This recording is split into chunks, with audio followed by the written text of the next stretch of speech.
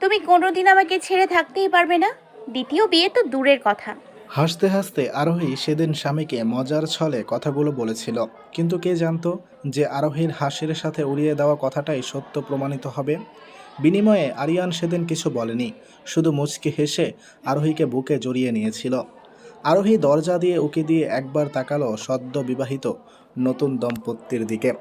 আরিয়ানকে বেশ মানিয়েছে মেয়েটির সাথে। মেয়েটা দেখতে ভারী মিষ্টি। হয়তো এই জন্যই আরিয়ানের মা সেই মেয়েটিকে ছেলের সাথে বিয়ে দেওয়ার জন্য উঠে পড়ে লেগেছিল।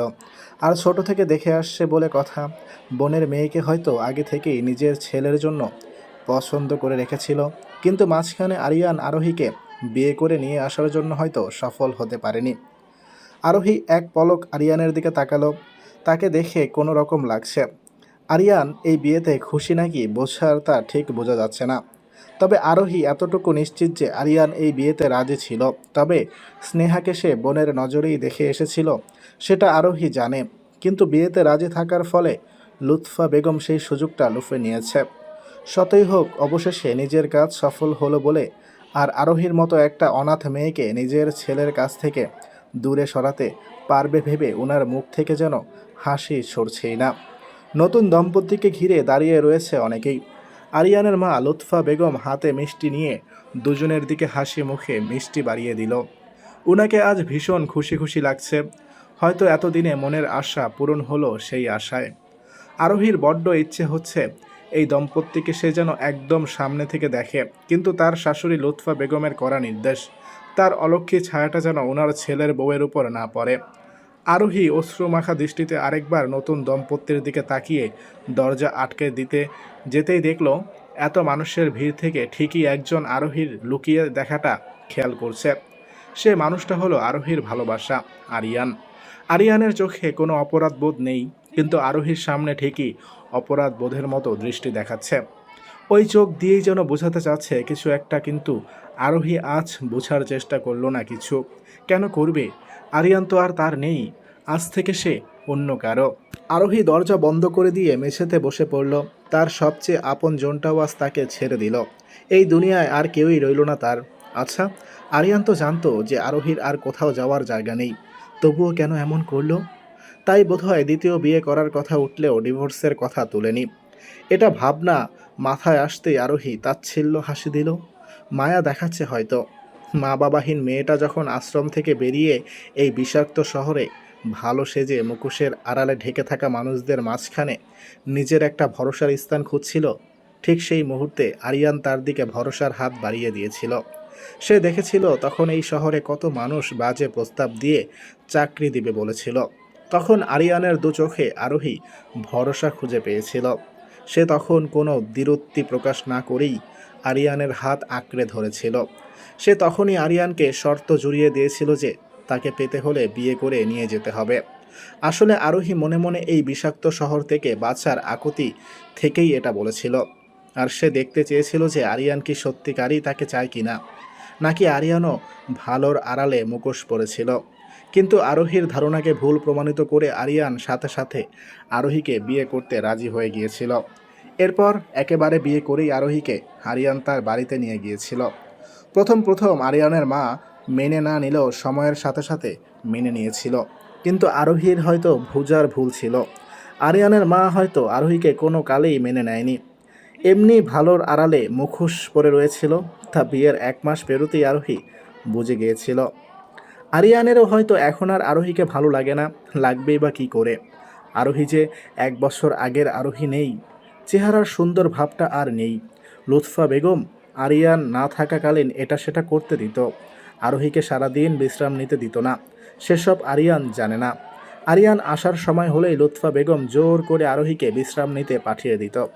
সারাদিন পর একটু বিশ্রাম নেওয়ার সুযোগ পেতেই আরোহীর 2 চোখে ঘুম নেমে আসতো।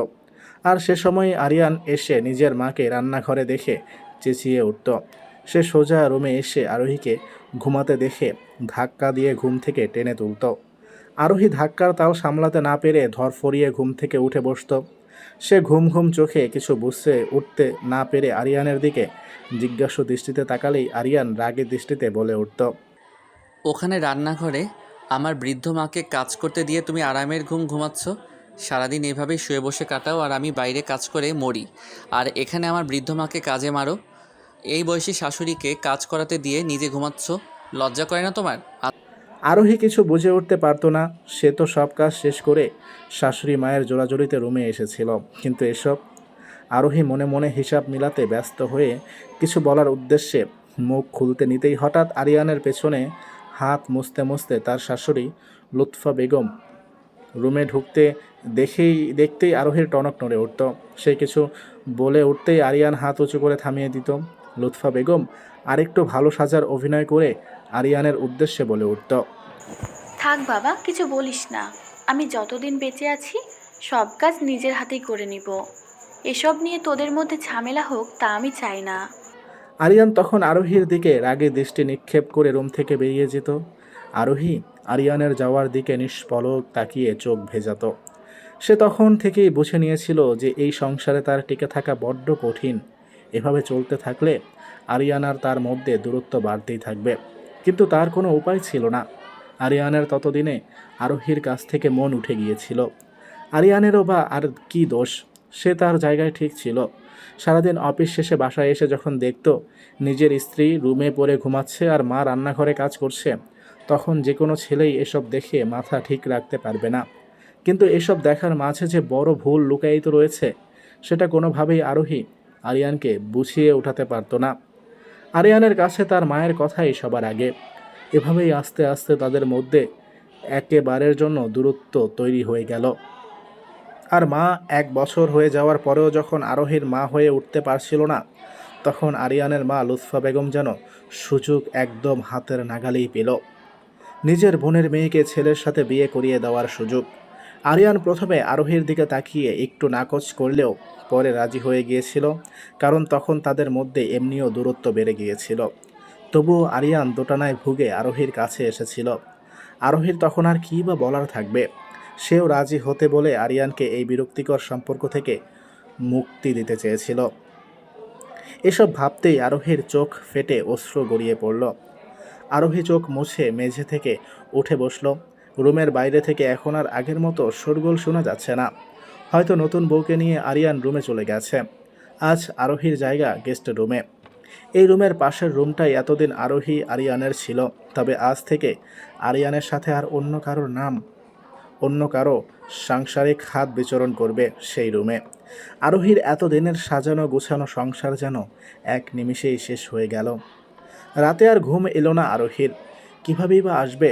বিয়ের পর শত রাগ অভিমান হলেও আরোহী কোনোদিন একা থাকেনি। তার ভীষণ ভয় হতো যদি আরিয়ানও তার আপনজনদের মতো হারিয়ে যায়। তাই তো সে আরিয়ানকে ছাড়া একটা রাতও পার করেনি। শেষের কয়েক মাস তাদের মনের সাথে দূরত্ব বাড়লেও আরোহী একদিনও নিজের রুম ছাড়া কোথাও থাকেনি। বিয়ের পর আরোহী নিজের একটা দিনও আরিয়ানকে ছাড়া কাটায়নি। আর আজ আরিয়ানকে ছাড়া সে বেঁচে থাকবে। এতদিন মনের মধ্যে যে ভয়টা বাসা বেঁধেছিল সেটাই হলো। অবশেষে আরিয়ানও হারিয়ে যেতে লাগলো। আরোহীর নিজের সাজানো রুমটা আজ থেকে এই সংসারে অন্য কারো ছোঁয়া। আজ থেকে আরোহীর চিরচেনা রুমটাও অন্য কারো। সে তো চেয়েছিল এই সংসারটাকে আপন করে নিতে, কিন্তু কেন পারল না? কেন এই সংসার তাকে দূরে ঠেলে দিল? আরোহী অশ্রু মাখা দৃষ্টিতে রুমের ডান দিকের দেয়ালের দিকে নজর দিল। এই দেয়ালের পাশের রুমটা আরিয়ানের। মাঝখানে একটা দেয়াল, কিছুই দেখা যাচ্ছে না, কিন্তু আরোহী মসৃণ দেয়ালের দিকে তাকিয়ে রইল। কিছু দেখা না গেলেও সে অনুভব করছে, কল্পনা করছে এই দেয়ালের ওই পারে আজ অন্য কোনো নতুন দম্পতি স্বপ্ন বুনবে। আচ্ছা, আরিয়ান কি আরোহীর সাথে বিয়ের প্রথম দিন যেমন সুখের স্বপ্ন বুনেছিল, আজও কি স্নেহার সাথে তেমন বুনবে? ভাবতেও অশ্রুতে ভরে আসলো আরোহীর চোখ। আরিয়ানের সাথে আজ অন্য কোনো নারী একই রুমে। সে সহ্য করতে পারছে না। আরিয়ানের ঘুম ভাঙল ভোরে, তাও মোবাইলে পরপর 2বার কলের বিরক্তিকর শব্দে। না চাইতেই ঘুম ভেঙে যাওয়াতে বাকি ঘুমটুকুও মুহূর্তের মধ্যে উবে গেল। সে আর মোবাইল ঘাঁটল না।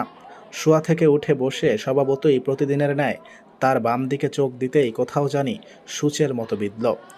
কি? এভাবে চমকে উঠলে কেন? আরিয়ান বিনিময়ে কোনো জবাব না দিয়ে কিছু সময় থম মেরে বসে রইল। আস্তে আস্তে কালকের দিনের ঘটনা সব মনে পড়তেই সে বসা থেকে উঠে দাঁড়ালো। এত কিছুর পরও সে কীভাবে ভাবল যে তার পাশে আরোহী আছে? এক মুহূর্তের জন্য মাথা থেকে সব বেরিয়ে গেল বুঝি। একটা দীর্ঘশ্বাস ফেলে পাশ থেকে মোবাইল নিয়ে স্ক্রিনে দৃষ্টি দিতেই অফিস থেকে কল দেখে দ্রুত পায়ে উঠে দাঁড়িয়ে ব্যাগে কাপড় গোছানো শুরু করলো। স্নেহা বুঝে উঠতে পারল না কিছু। সে কিছু জিজ্ঞেস করার উদ্দেশ্যে মুখ খুলতেই আরিয়ান রাগী দৃষ্টিতে পাশে বসা স্নেহার দিকে তাকালো। আজকে আমার তাড়াতাড়ি উঠতে হবে, ডেকে দিতে বলিনি? এত ভোরে কই যাচ্ছ? আর ব্যাগই বা কেন গোছাচ্ছ? অফিসের কাজে আজকে শহরের বাইরে যাওয়ার কথা ছিল, ভোরে ভোরে রওনা দেওয়ার কথা ছিল। এক মুহূর্তের জন্য এটা মাথা থেকে বেরিয়ে গিয়েছিল। কাপড় গোছানো শেষ করে ওয়াশরুমের দিকে পা বাড়াতে বাড়াতে জবাব দিল আরিয়ান। আজ বিয়ের পরের দিন, বিয়ে করতে না করতেই অফিসের কাজে বাইরে যাচ্ছ? স্নেহার কথায় আরিয়ান বিনিময়ে কোনো জবাব দেওয়ার কোনো প্রয়োজন বোধ মনে করল না। সে সকালের নাস্তা তৈরি করতে বলে সজোরে ওয়াশরুমের দরজা আটকে দিল। স্নেহা বিরক্ত মাখা চেহারায় শোয়া থেকে উঠে বসল। বিয়ের একদিন পার না হতেই ফরমায়েশ খাটা শুরু করে দিয়েছে। না চাইতেই ইচ্ছের বিরুদ্ধে স্নেহা উঠে দাঁড়ালো। তার কেন এত কষ্ট করতে হচ্ছে? আরোহী আছে না? তাকে গিয়ে বললেই তো হলো। হারিয়ান বের হতে হতে ততক্ষণে নাস্তা তৈরি হয়ে যাবে। তখন না হয় নিজে রান্না করেছে বলে স্নেহাই নাস্তা বেড়ে দিবে। স্নেহা দ্রুত পায়ে রুম থেকে বেরিয়ে গেস্ট রুমের দিকে পা বাড়ালো। রুমের দরজা ভেতর থেকে আটকানো। স্নেহা তা দেখে একবার মুখ বাঁকালো। জমিদারের মতো শুয়ে শুয়ে ঘুমাচ্ছে, আর এদিকে স্নেহা ঘরের বউ হয়ে ভোরবেলায় উঠে যেতে হয়েছে। এখন থেকে তো আরোহীর আর অধিকার নেই যে বাড়ির বউয়ের মতো পড়ে পড়ে সব করবে। স্নেহা আর কিছু না ভেবে পরপর দুইবার ডাক দিতেই ওই পাশ থেকে আরোহীর মুখ ভেসে উঠল। আরোহীর ফোলা ফোলা চেহারা দেখে স্নেহার হঠাৎ করে খারাপ লেগে উঠল। এই বাড়িতে আরোহীর বিয়ের পর সে যতবারই আসতো, কোনো বাড়ি আরোহীকে হাসি ছাড়া এমন শুকনো মুখে দেখেনি, কিন্তু আজ হঠাৎ এই প্রথম। কিছু লাগবে? শুকনো মুখে আরোহী জিজ্ঞেস করতেই স্নেহার ধ্যান ভাঙল। হ্যাঁ, বলেছি কি, আরিয়ান অফিসের কাজে বাইরে যাবে, তাই নাস্তা তৈরি করতে ডাকলাম। আর যাই বলো না কেন, এখন তো আর শুয়ে বসে কাটাতে নিজে এখন তো আর শুয়ে বসে কাটাতে নিজের মনেও সায় দেবে না। অন্যের বাড়িতে শুয়ে বসে থাকতে নিজের বিবেকেও তো বাধা দিবে। স্নেহা নিজের খারাপ লাগা দূরে রেখে আরোহীকে এক নাগারে কথাগুলো বলে উঠতেই আরোহী শুকনো মুখে বলল, আচ্ছা, দ্রুত নাস্তা তৈরি করো। বলেই স্নেহা তড়িঘড়ি করে প্রস্থান করল। আর আরোহী মনে মনে আওড়ালো। অন্যের বাড়ি? একদিন পার না হতেই কথাটি শুনতে হলো তার। সোনারই কথা, এখন থেকে তো এই ঘরে তার আর অধিকার নেই। এমনিও আর কয়েকদিনই বা আছে, থাক না বলে নিক। আরোহী স্নেহার দিকে তাকালো। একটা মেয়ে হয়ে কিভাবে আরেকটা মেয়ের সংসারে আসে? অবশ্য সে স্নেহাকে দোষ দেয় না, কারণ দোষ তো তার কপালের। সে আর কিছু না ভেবে রুম ছেড়ে বেরিয়ে রান্নাঘরে পা বাড়ালো। এই ঘরে সব কিছুই তার নিজের হাতে সাজিয়ে তুলেছিল, কিন্তু নিয়তি বড়ই নিষ্ঠুর। একদিন আগেও যে সংসারের আনাচে কানাচে তারই নাম উচ্চারণ হতো, সেই সংসারের আনাচে কানাচে আজ থেকে অন্য কারোর নাম উচ্চারিত হবে। হায় রে নিয়তি। রান্নাঘরে গিয়ে আরোহী চুপচাপ নাস্তা তৈরি করে নিল। নাস্তা তৈরির মাঝে একটুও স্নেহা আরোহীকে কিছু এগিয়ে দেয়নি। সে শুধু দরজার বাইরে দাঁড়িয়ে উকি দিচ্ছে। আরোহী সেদিকে না তাকিয়ে চুপচাপ কাজ সেরে নিল। নাস্তা তৈরি করে টেবিলে রাখতে গেলে স্নেহা দৌড়ে আগ বাড়িয়ে সেগুলো কেড়ে নিল। বলছি কি, তোমাকে আর আজ কাজ করতে হবে না, তুমি এবার রুমে যেতে পারো। আরোহী স্নেহার কারসাজি সব বুঝতে পেরেও কিছু বলল না। সে রুমের উদ্দেশ্যে জায়গা প্রস্থান করল। আরিয়ান ড্রয়িং রুমে এসেই দেখল স্নেহা নাস্তা বেড়ে দিচ্ছে। সে চেয়ার টেনে বসতেই তার মনে হচ্ছে তার পাশে স্নেহা নয়, আরোহী দাঁড়িয়ে আছে। এতক্ষণে আরোহীর শাশুড়িও এসে পাশে বসল। তিনি টেবিলে চোখ ঘুরিয়ে নাস্তা দেখে অবাক হয়ে খুশি হওয়ার ভান করে বলে উঠল, বাহ, এত কিছু করে ফেললি! এত কষ্ট করতে গেলি কেন? স্বামী আর শাশুড়ি মায়ের জন্য তো করলাম, এতে কষ্ট কিসের? আরিয়ান কিছু না বলে চুপচাপ শুনে গেল। গেস্ট রুমের দিকে চোখ যাচ্ছে বারবার। গেস্ট রুমের দরজা ভেতর থেকে আটকানো। মা, আরও কই? ওকেও খেতে ডাকো। কোথায় আবার? পড়ে পড়ে ঘুমাচ্ছে হয়তো। এখন তো অন্যের ঘরে বসে বসেই খাচ্ছে। আরিয়ান বিরক্তিসূচক চক্রান্ত শব্দ করে খাওয়ায় মনোযোগ দিল। খাবার মুখে দিতেই সে একবার স্নেহার দিকে তাকালো। এই খাবার আমি রান্না করেছি। আমার কেন জানি মনে হচ্ছে এটা তুই না, আরও বানিয়েছে। এসব কি বলছো তুমি? ও তো এখনো দরজাই খোলেনি, আর আমার এত কষ্টের রান্না করা খাবারকে তুমি আরোহীর নাম দিচ্ছ? সত্যি না হলে তো এত রিয়্যাক্ট করার তো কথা না। এতদিন যাবৎ আরও রান্না খেয়ে আসছি, আর তুই একদিনই এসব। আরও আরও আরও, এবার কিন্তু বাড়াবাড়ি হয়ে যাচ্ছে। তুমি সব জায়গায় আমাকে ফেলে আরোহীকে টানছো কেন? বর্তমানে আমি তোমার স্ত্রী। তুই হয়তো ভুলে যাচ্ছিস আমার শর্তের কথা। তুই সব কিছু জেনে আরোহীকে মেনে নিতে পারলেই আমি বিয়ে করব বলেছিলাম।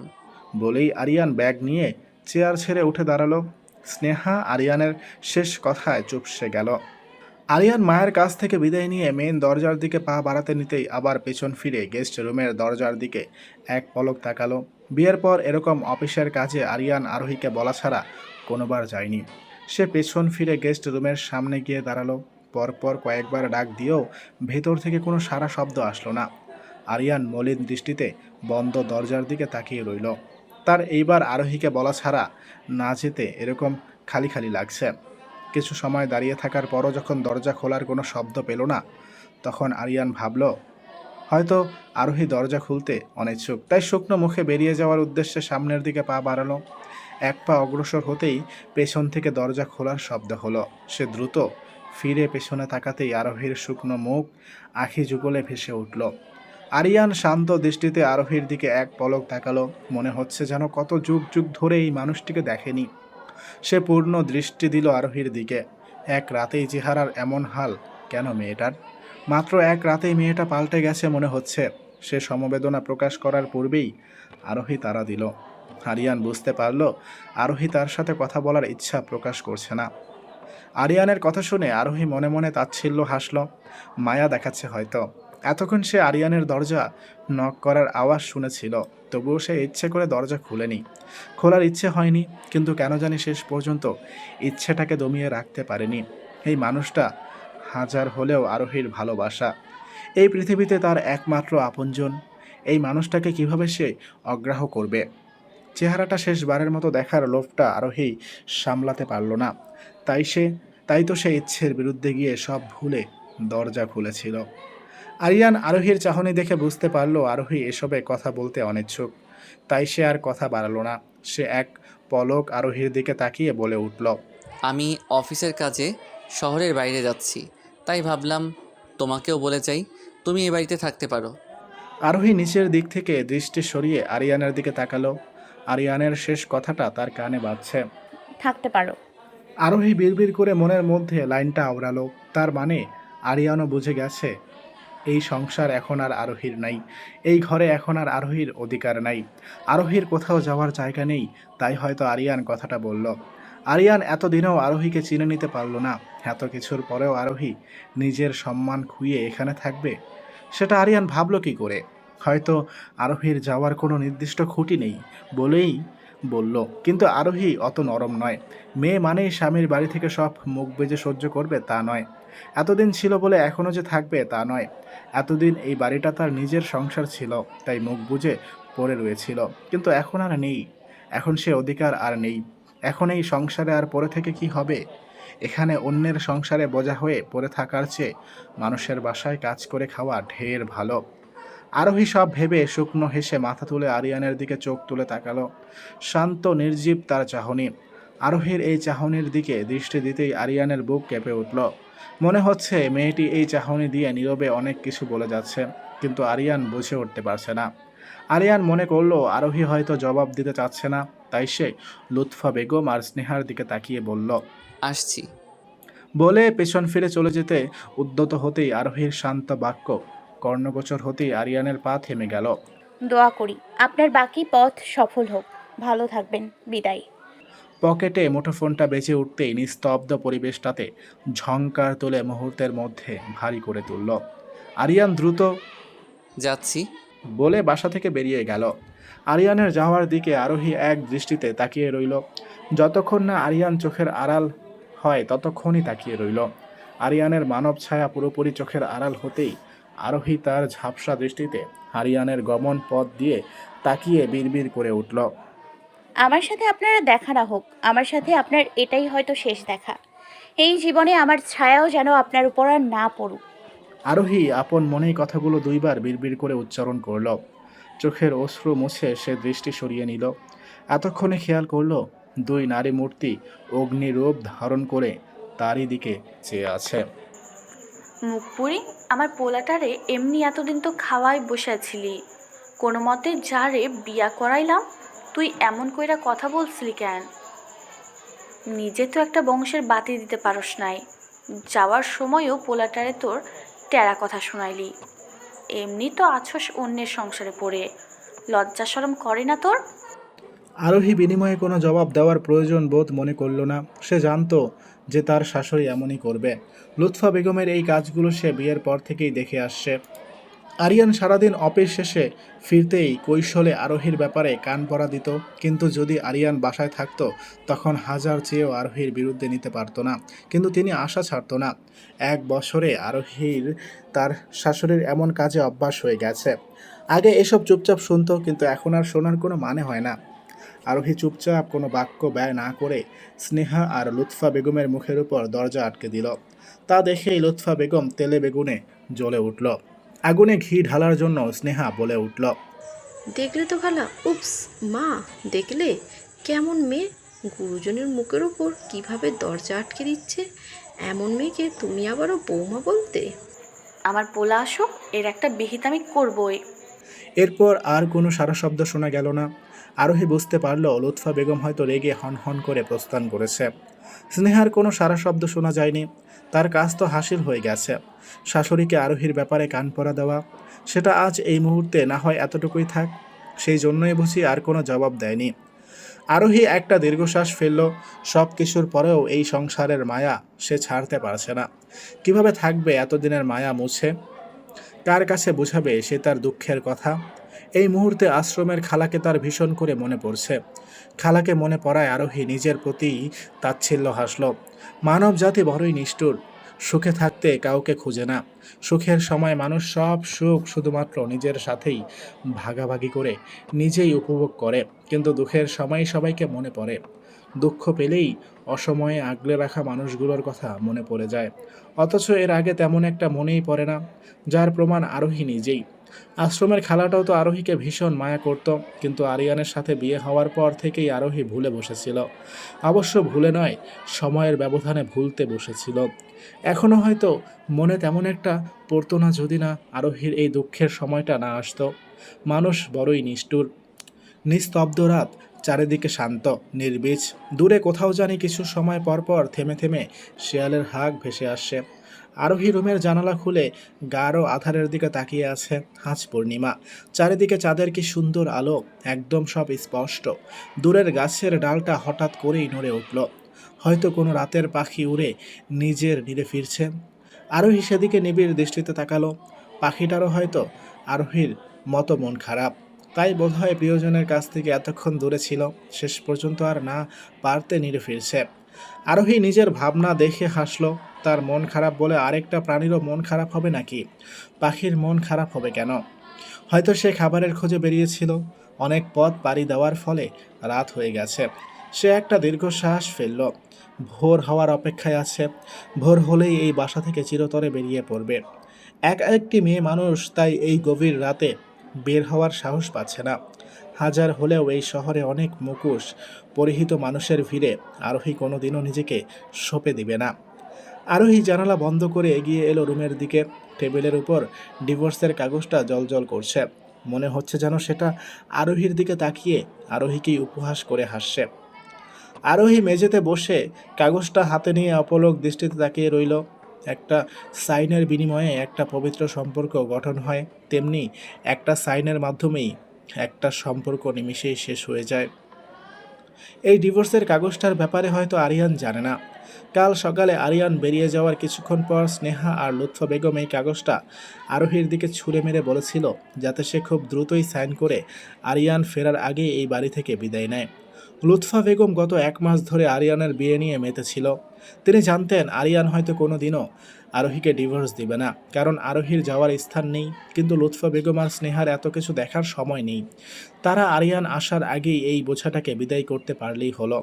হয়তো স্নেহা বিয়ের 1 মাস আগে থেকে লুৎফা বেগমকে কান পরা দিয়েছিল যে আরোহী থাকলে তারা সুখে সংসার করতে পারবে না। আর আরিয়ান হয়তো আরোহীর অসহায়ত্ব দেখে ভুলেও ডিভোর্স দিতে চাইবে না। তাই দুইজনে লুকিয়ে ডিভোর্স পেপার বানিয়েছে, আর তা সফল হতেও যাচ্ছে। আরোহী আর কিছু না ভেবে খুব দ্রুতই সাইন করে দিল। একটা পেপার ওয়েটের সাহায্যে ডিভোর্স পেপারটা টেবিলে চাপা দিয়ে রাখলো। দরজা যাতে খুলতেই সবার আগে ডিভোর্স পেপারটা চোখে পড়ে। আরোহী উঠে দাঁড়ালো। সময় হয়েছে তার হারিয়ে যাওয়ার। সবাই যে যার রুমে শান্তির ঘুম দিচ্ছে, শুধু আরোহী চোখে ঘুম নেই। আরোহী এসে খাটের সাথে হেলান দিয়ে বসে পড়ল ভোর ফোটার অপেক্ষায়। হাঁটু মুড়ে মাথা গুজে অনেকটা সময় বসেছিল। চারিদিকে থেকে পাখির কিচিরমিচির ডাক ভেসে আসতেই সে উঠে পড়ল। আলমারি খুলে নিচের প্রয়োজনীয় জিনিসগুলো নিল, সাথে আর কিছুই নিল না। কি নিবে? এই সংসারের কিছুই তো তার নয়।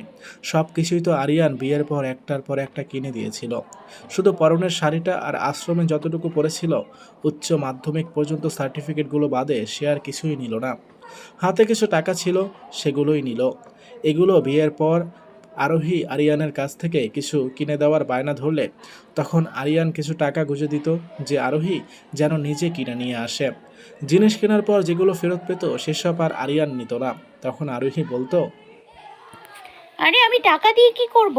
আমার সব কিছুই তো তুমি আনো বা দেখাশোনা করো। আমার স্বামী আছে না? তখন আরিহান হাসি মুখে এগিয়ে এসে আরোহীর মুখ তার 2 হাতে আবদ্ধ করে বলতো, কেউ একজন জানি একটা কথা বলেছিলেন যে অতি সুন্দরীরা বোকা হয়। আমিও প্রমাণ পেলাম তোমাকে।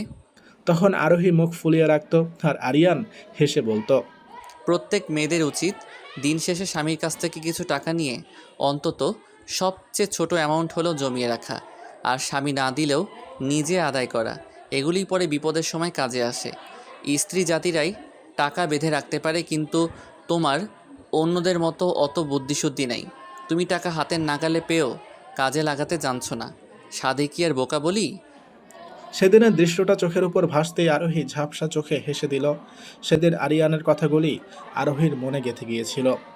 সে সেদিন মুগ্ধ হয়েছিল আরিয়ানের ভাবনা দেখে। এরপরও অবশ্য আরোহীর টাকা খুঁজতে হতো না। দিন শেষে আরিয়ান অফিস করে ফিরতেই কিছু টাকা আরোহীর হাতে গুঁজে দিলে আরোহী বলতো, মাত্র 2 টাকা দিয়ে কি করা যাবে? তখন আরিহান মুচকি হেসে বলতো, বিপদের সময় দেখো এই টাকাগুলোই জমে বৃহৎ আকার ধারণ করে কিভাবে আমাদের সাহায্য করবে। বিপদ তো আর বলে কয়ে আসে না। আরিয়ানের কথাই ঠিক ছিল। এখন সবই আরোহীর মূল সম্পদ, কিন্তু এই বিপদ শুধুমাত্র আরোহীর একার। আরোহী দরজার দিকে এগিয়ে থেমে গেল। শেষবারের মতো তার নিজ হাতে সাজিয়ে তোলা সংসারটা দেখে নিচ্ছে। তার নিজের রুমটা একটু দেখার ইচ্ছে ছিল, কিন্তু স্নেহা দরজা আটকে দিয়েছে। সে অপলক দৃষ্টিতে রুমের দরজাটার দিকে তাকিয়ে মনের আশা পূর্ণ করে নিল। আরোহী চোখ মুছে নিজেকে শক্ত করল। এই বাড়ির দিকে সে আর তাকাবে না। যতই তাকাবে ততই মায়া বাড়বে। মায়া জিনিসটা বড়ই খারাপ। আরোহী আর কিছু না ভেবে সামনের দিকে অগ্রসর হলো। দরজা পেরিয়ে পা অগ্রসর হতে না হতেই বিয়ের প্রথম সে আর আরিয়ান ঢোকার মুহূর্তটা মনে পড়ে গেল। সেদিন আরোহী ভয়ে ভয়ে এই দরজা দিয়ে পা ঢোকাতে না চাইলে আরিয়ান তার ডান হাত মুঠো করে নিয়ে আশ্বাস দিয়েছিল, কিন্তু 1 বছরের ব্যবধানে সব শেষ। আরোহী ঝাপসা দৃষ্টিতে বাড়িটির দিকে তাকিয়ে সামনের দিকে পা বাড়ালো। আর দেখবে না এই বাড়ির দিকে। যতবারই দেখবে ততবারই কোনো না কোনো দৃশ্য চোখের সামনে ভেসে উঠবে। সে চোখ মুছে মেইন রাস্তার দিকে এগিয়ে গেল। জিদের বসে তো বেরিয়ে গেছে, এখন কোথায় যাবে ভেবে পাচ্ছে না। ভোরের আলো ফুটতে শুরু করেছে। কাল সারাদিন পেটে কোনো কিছুই পড়েনি, যার ফলে মাথাটা তীব্র ব্যথা করছে। খিদের চোটে হাঁটতেও পারছে না। সে খায়নি তা না, খাবার দেয়নি। লুৎফা বেগম আর স্নেহা মনে করেছিল আরিয়ান থাকতে বলেছে বিধায় আরোহী থেকে যাবে। তাই তো তিনি আরোহীকে সারাদিন গাধার মতো খাটিয়েও কোনো খাবার দেয়নি, যাতে আরোহী শেষমেশ এই বাড়ি থেকে বিদায় নেয়। আরোহী মনে মনে হাসল। সে তো লুৎফা বেগমকে শাশুড়ির চোখে না তাকিয়ে মায়ের দৃষ্টিতে তাকিয়েছিল, কিন্তু উনি কেন বউ না ভেবে মেয়ে ভাবতে পারল না। মেইন রাস্তায় উঠতেই আরোহীর মাথা গুলাতে শুরু করলো। পেট গুলিয়ে বমি আসছে। খিদায় পেট চৌচৌ করছে। এখন মনে হচ্ছে এত ভালো সেজে লাভ কি ছিল। অন্তত বেরিয়ে আসার সময় হলেও রান্নাঘর থেকে কিছু খেয়ে নেওয়া উচিত ছিল। তখন তো লুৎফা বেগম আর স্নেহা ঘুমিয়েছিল, যার ফলে ধরা খাওয়ার উপায় ছিল না। পরে আরোহী নিজেকে নিজেই উপহাস করে হাসল। খিদের চোটে চুরি করে খাওয়ার কথা মাথায় আসতে 2 দণ্ড সময় লাগছে না। আরোহী আরেকটু এগিয়ে গেল। দূরে একটা মুদির দোকান খুলেছে। আরোহী আশার আলো খুঁজে পেল। ভেবে অদূরের দোকানটির দিকে পা বাড়ালো। রাস্তার মাঝে উঠতেই পেট গুলিয়ে বমি পেয়ে গেল। মাথা অসম্ভব ঘুরছে। হয়তো খিদের যন্ত্রণা আর সহ্য করতে পারছে না। ছোটবেলা থেকেই সে খিদের যন্ত্রণা সহ্য করতে পারতো না। মাথা ঘুরতো। আজও ব্যতিক্রম হলো না। আরোহী এই তো কাছে ভেবে পা চালাতে নিতেই দূরে গাড়ির আলো এগিয়ে আসতে দেখা গেল। সে তার শক্তিতে সরে যাওয়ার অবকাশ আর পেল না। মাথা ঘুরে অজ্ঞান হয়ে পড়ে যেতেই ঝাপসা দৃষ্টিতে দেখতে পেল গাড়িটা তারই দিকে দানবের মতো এগিয়ে আসছে। আরোহীর যখন চোখ খুলল তখন চারিদিকে আলোর ছড়াছড়ি। দীর্ঘক্ষণ চোখ বন্ধ ছিল বলে হঠাৎ আলো দেখে আরোহী আবারও চোখ কুঁচকে বন্ধ করে ফেলল। তুমি ঠিক আছো মা? কারো গম্ভীর মায়াভরা কণ্ঠস্বর শুনে আরোহী তার চোখ বন্ধ করে থাকতে পারল না। সে দ্রুত চোখ খুলতেই একটু দূরত্বে একটা মধ্যবয়স্ক নারীকে তারই দিকে চিন্তিত চোখে তাকিয়ে বসে থাকতে দেখা গেল। জি, কিন্তু আমি এখানে। আরোহীর কথা শুনে মধ্যবয়স্ক নারীটি সামান্য হাসল, আর এতেই যেন তার সব সৌন্দর্য পুরো মুখে বিস্তৃত লাভ করল।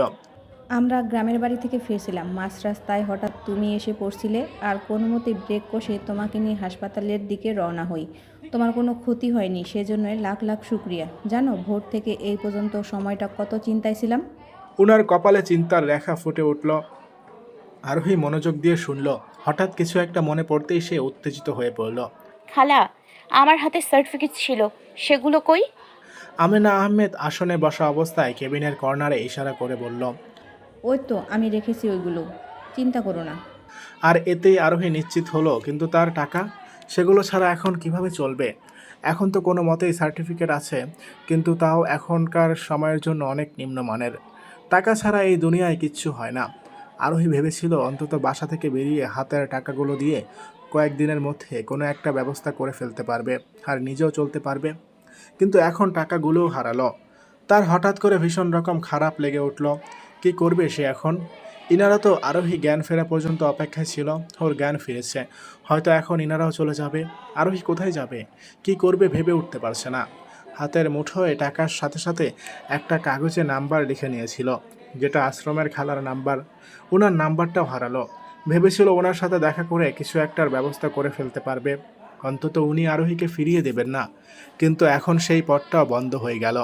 তবে সেই আশ্রমে গিয়ে খোঁজ নেওয়া যায়, কিন্তু অন্তত যেতে হলেও যে টাকাগুলো লাগবে, সেই টাকার কানা করিও তো আরোহীর নেই।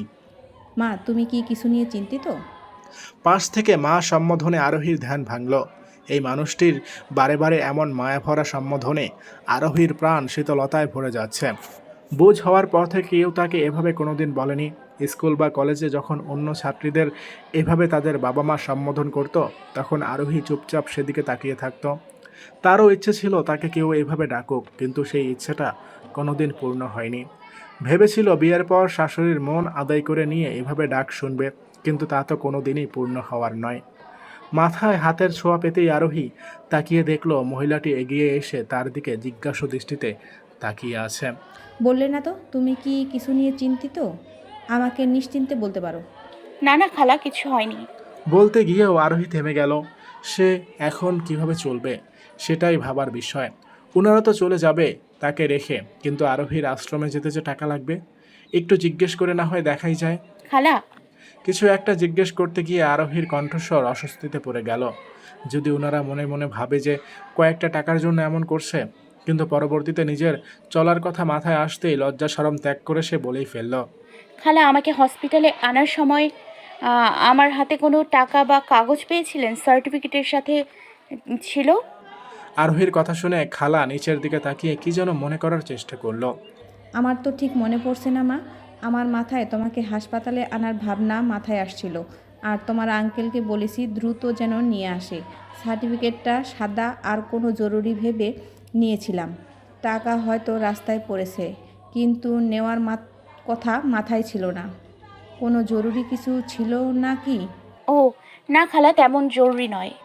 আরোহীর এমন জবাবে আমেনা আহমেদ হয়তো কিছু বুঝে উঠতে পেরেছেন, কিন্তু উনি মুখে তা প্রকাশ করল না। ঠিক সে সময় কেবিনের দরজা খুলে এক মধ্যবয়স্ক লোক ঢুকলো। এখন ঠিক আছো তুমি? জি আঙ্কেল।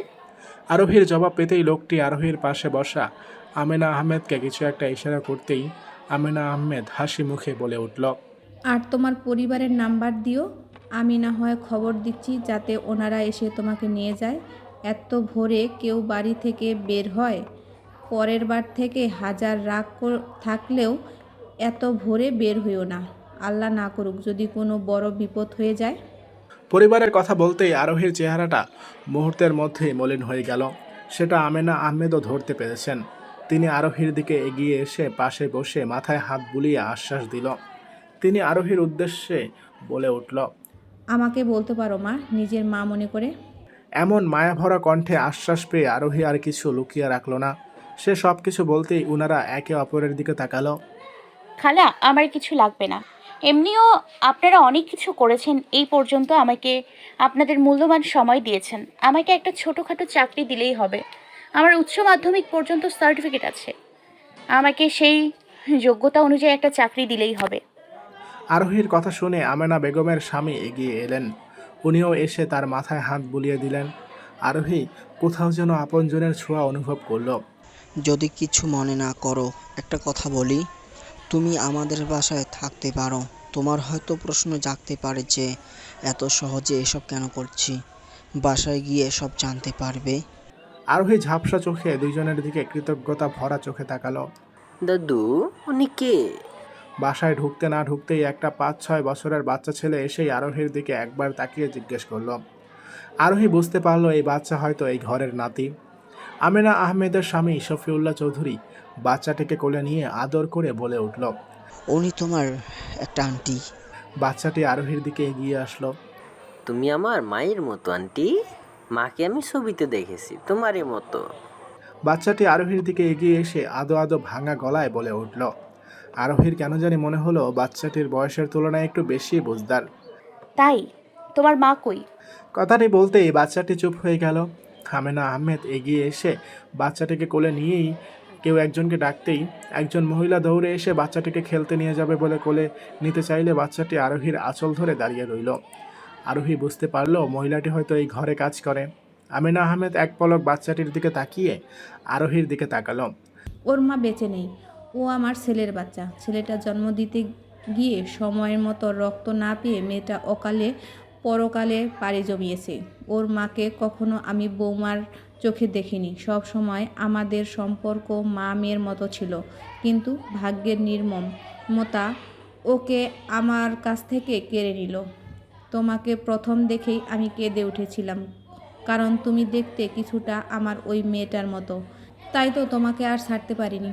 আরোহী ঝাপসা চোখে তার সামনে দাঁড়িয়ে থাকা দুইজন মানবীর দিকে তাকিয়ে বাচ্চাটিকে কোলে নিয়ে জড়িয়ে ধরতেই বাচ্চাটি একেবারে তার সাথে মিশে গেল। এই যে মা নেই, সেটা এতটুকু একটা বাচ্চা কি নির্দ্বিধায় বলে ফেলল বুঝধারের মতো। আরোহী বাচ্চাটিকে আরও গভীরভাবে জড়িয়ে ধরল। কেউ সব কিছু পেয়ে হারায়, আবার কেউ না পেয়ে হারায়। কেটে গেল 2 দিন। এর মধ্যে আরোহীর সাথে বাচ্চা রুহানের প্রচুর ভাব জমে গেছে। এখন রুহান সারাক্ষণ আরোহীর পেছনেই ঘুরঘুর করে। কি জানি রুহান আরোহীর কাছে মায়ের মতো ছোঁয়া পায় হয়তো। সেদিন আরোহীকে যখন আমেনা আহমেদ রুহানের মায়ের ছবি দেখালো, তখন আরোহীও ভিমরি খাওয়ার মতো অবস্থা। পুরোপুরি মিল না হলেও একটা বাইরের মেয়ে হিসেবে আরোহী আর রুহানের মায়ের মধ্যে বেশ মিল রয়েছে। আমেনা আহমেদ একটা দীর্ঘশ্বাস ফেলে বলেছিলেন, বাস্তবে দেখলে আরও মিল পেত। আচরণও একটু একটু মিল। এজন্য হয়তো ছোট্ট রুহানের মনে আরোহীর প্রতি মায়ের টান অনুভব করছে। আরোহী আমেনা আহমেদের কাছ থেকে শুনেছে, রুহানের বাবা যতবারই কাজে বাইরে যায় ততবারই রুহানকে রাখা মুশকিল হয়ে পড়ত। কিন্তু এইবার আর মুশকিল হয়নি। প্রথম একদিন কান্না করেছিল, কিন্তু দ্বিতীয় দিন থেকে আরোহীকে পেয়ে তার এখন বাবাকেও লাগে না। হয়তো তার ছোট মস্তিষ্কে ধারণা জন্মে গেছে যে মায়ের মতো হয়তো আরোহীও হারিয়ে যাবে। এখন তো সে আরোহীকে ছাড়া কিছু বুঝেই না। সারাক্ষণ আরোহীর সাথে ঘুরঘুর করে, আর আরোহীও রুহানকে নিয়েই থাকে। রুহানকে কোলে নিলে তার নিজেরও মাতৃত্বের স্বাদের অভাব পূর্ণ হয় মনে হয়। পাশাপাশি আরোহী নিজের একটা চাকরির ব্যবস্থা করতে চেয়েছিল, কিন্তু আমেনা আহমেদের একটাই কথা, উনি আরোহীকে চাকরি করতে দিবে না, তবুও অন্যের ঘরে আর কতদিন। এনারা নিজের মতো করে বললেও কোথাও যেন একটা বাধা কাজ করে। অনেক তো করেছেন এনারা, আর কষ্ট দিয়ে কি হবে। তাই আজ আরোহী এক প্রকার জোর করে একটা চাকরির ইন্টারভিউ দিতে যাবে। চাকরি বলতে বেশি বড় নয়, আরোহীর নিজের যোগ্যতা অনুসারে স্বল্প বেতনের একটা চাকরি। আরোহীর বিশ্বাস আজকে হয়তো চাকরিটা হয়েই যাবে, আর অন্যের বাড়িতে পড়ে থাকতে হবে না। মাঝে মাঝে রুহানকে এসে দেখে যাবে।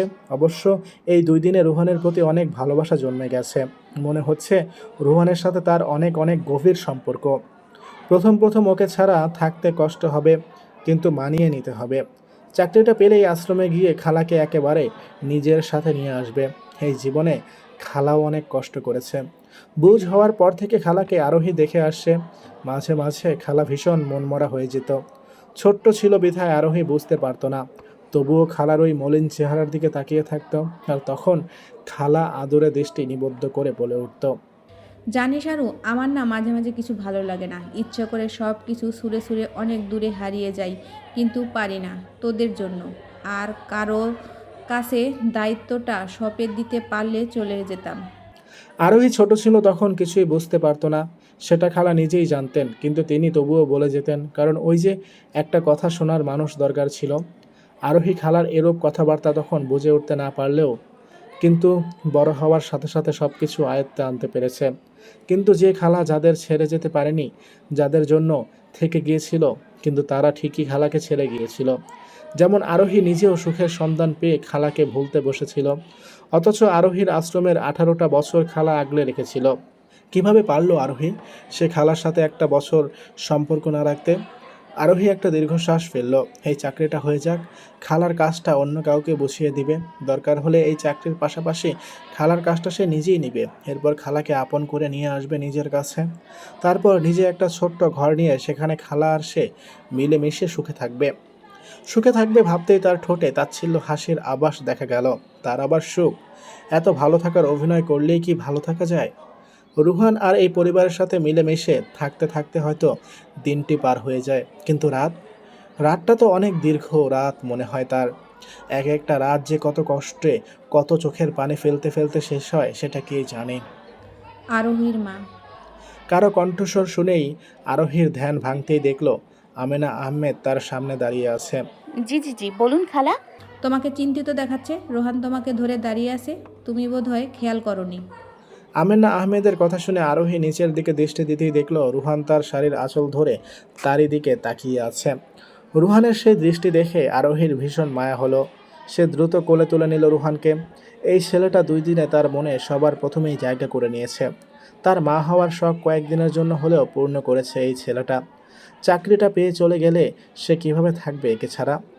আরোহী আর কিছু না ভেবে সামনে দাঁড়িয়ে থাকা আমেনা আহমেদের দিকে দৃষ্টি দিল। উনি আরোহীর সামনে দাঁড়িয়ে উসখুস করছে।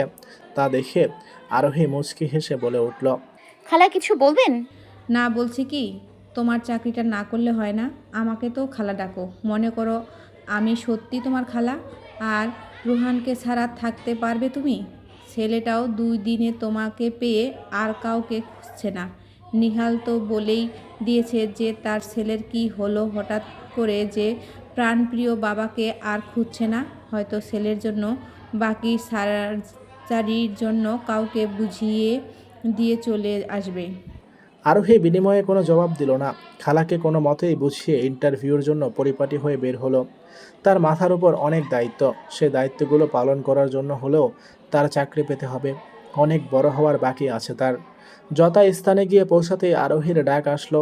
সে উঠে অনুমতি নিয়ে ঢুকতেই একজন মধ্যবয়স্ক লোককে বসে থাকতে দেখল। আরোহী বুঝতে পারলো হয়তো ওনারই অফিস এটা। সে ওনার সামনে দাঁড়িয়ে সালাম দিতেই উনি বসতে বলল। উনি আরোহীর নেওয়া কাগজপত্রগুলো দেখে দূরে সরিয়ে রাখল।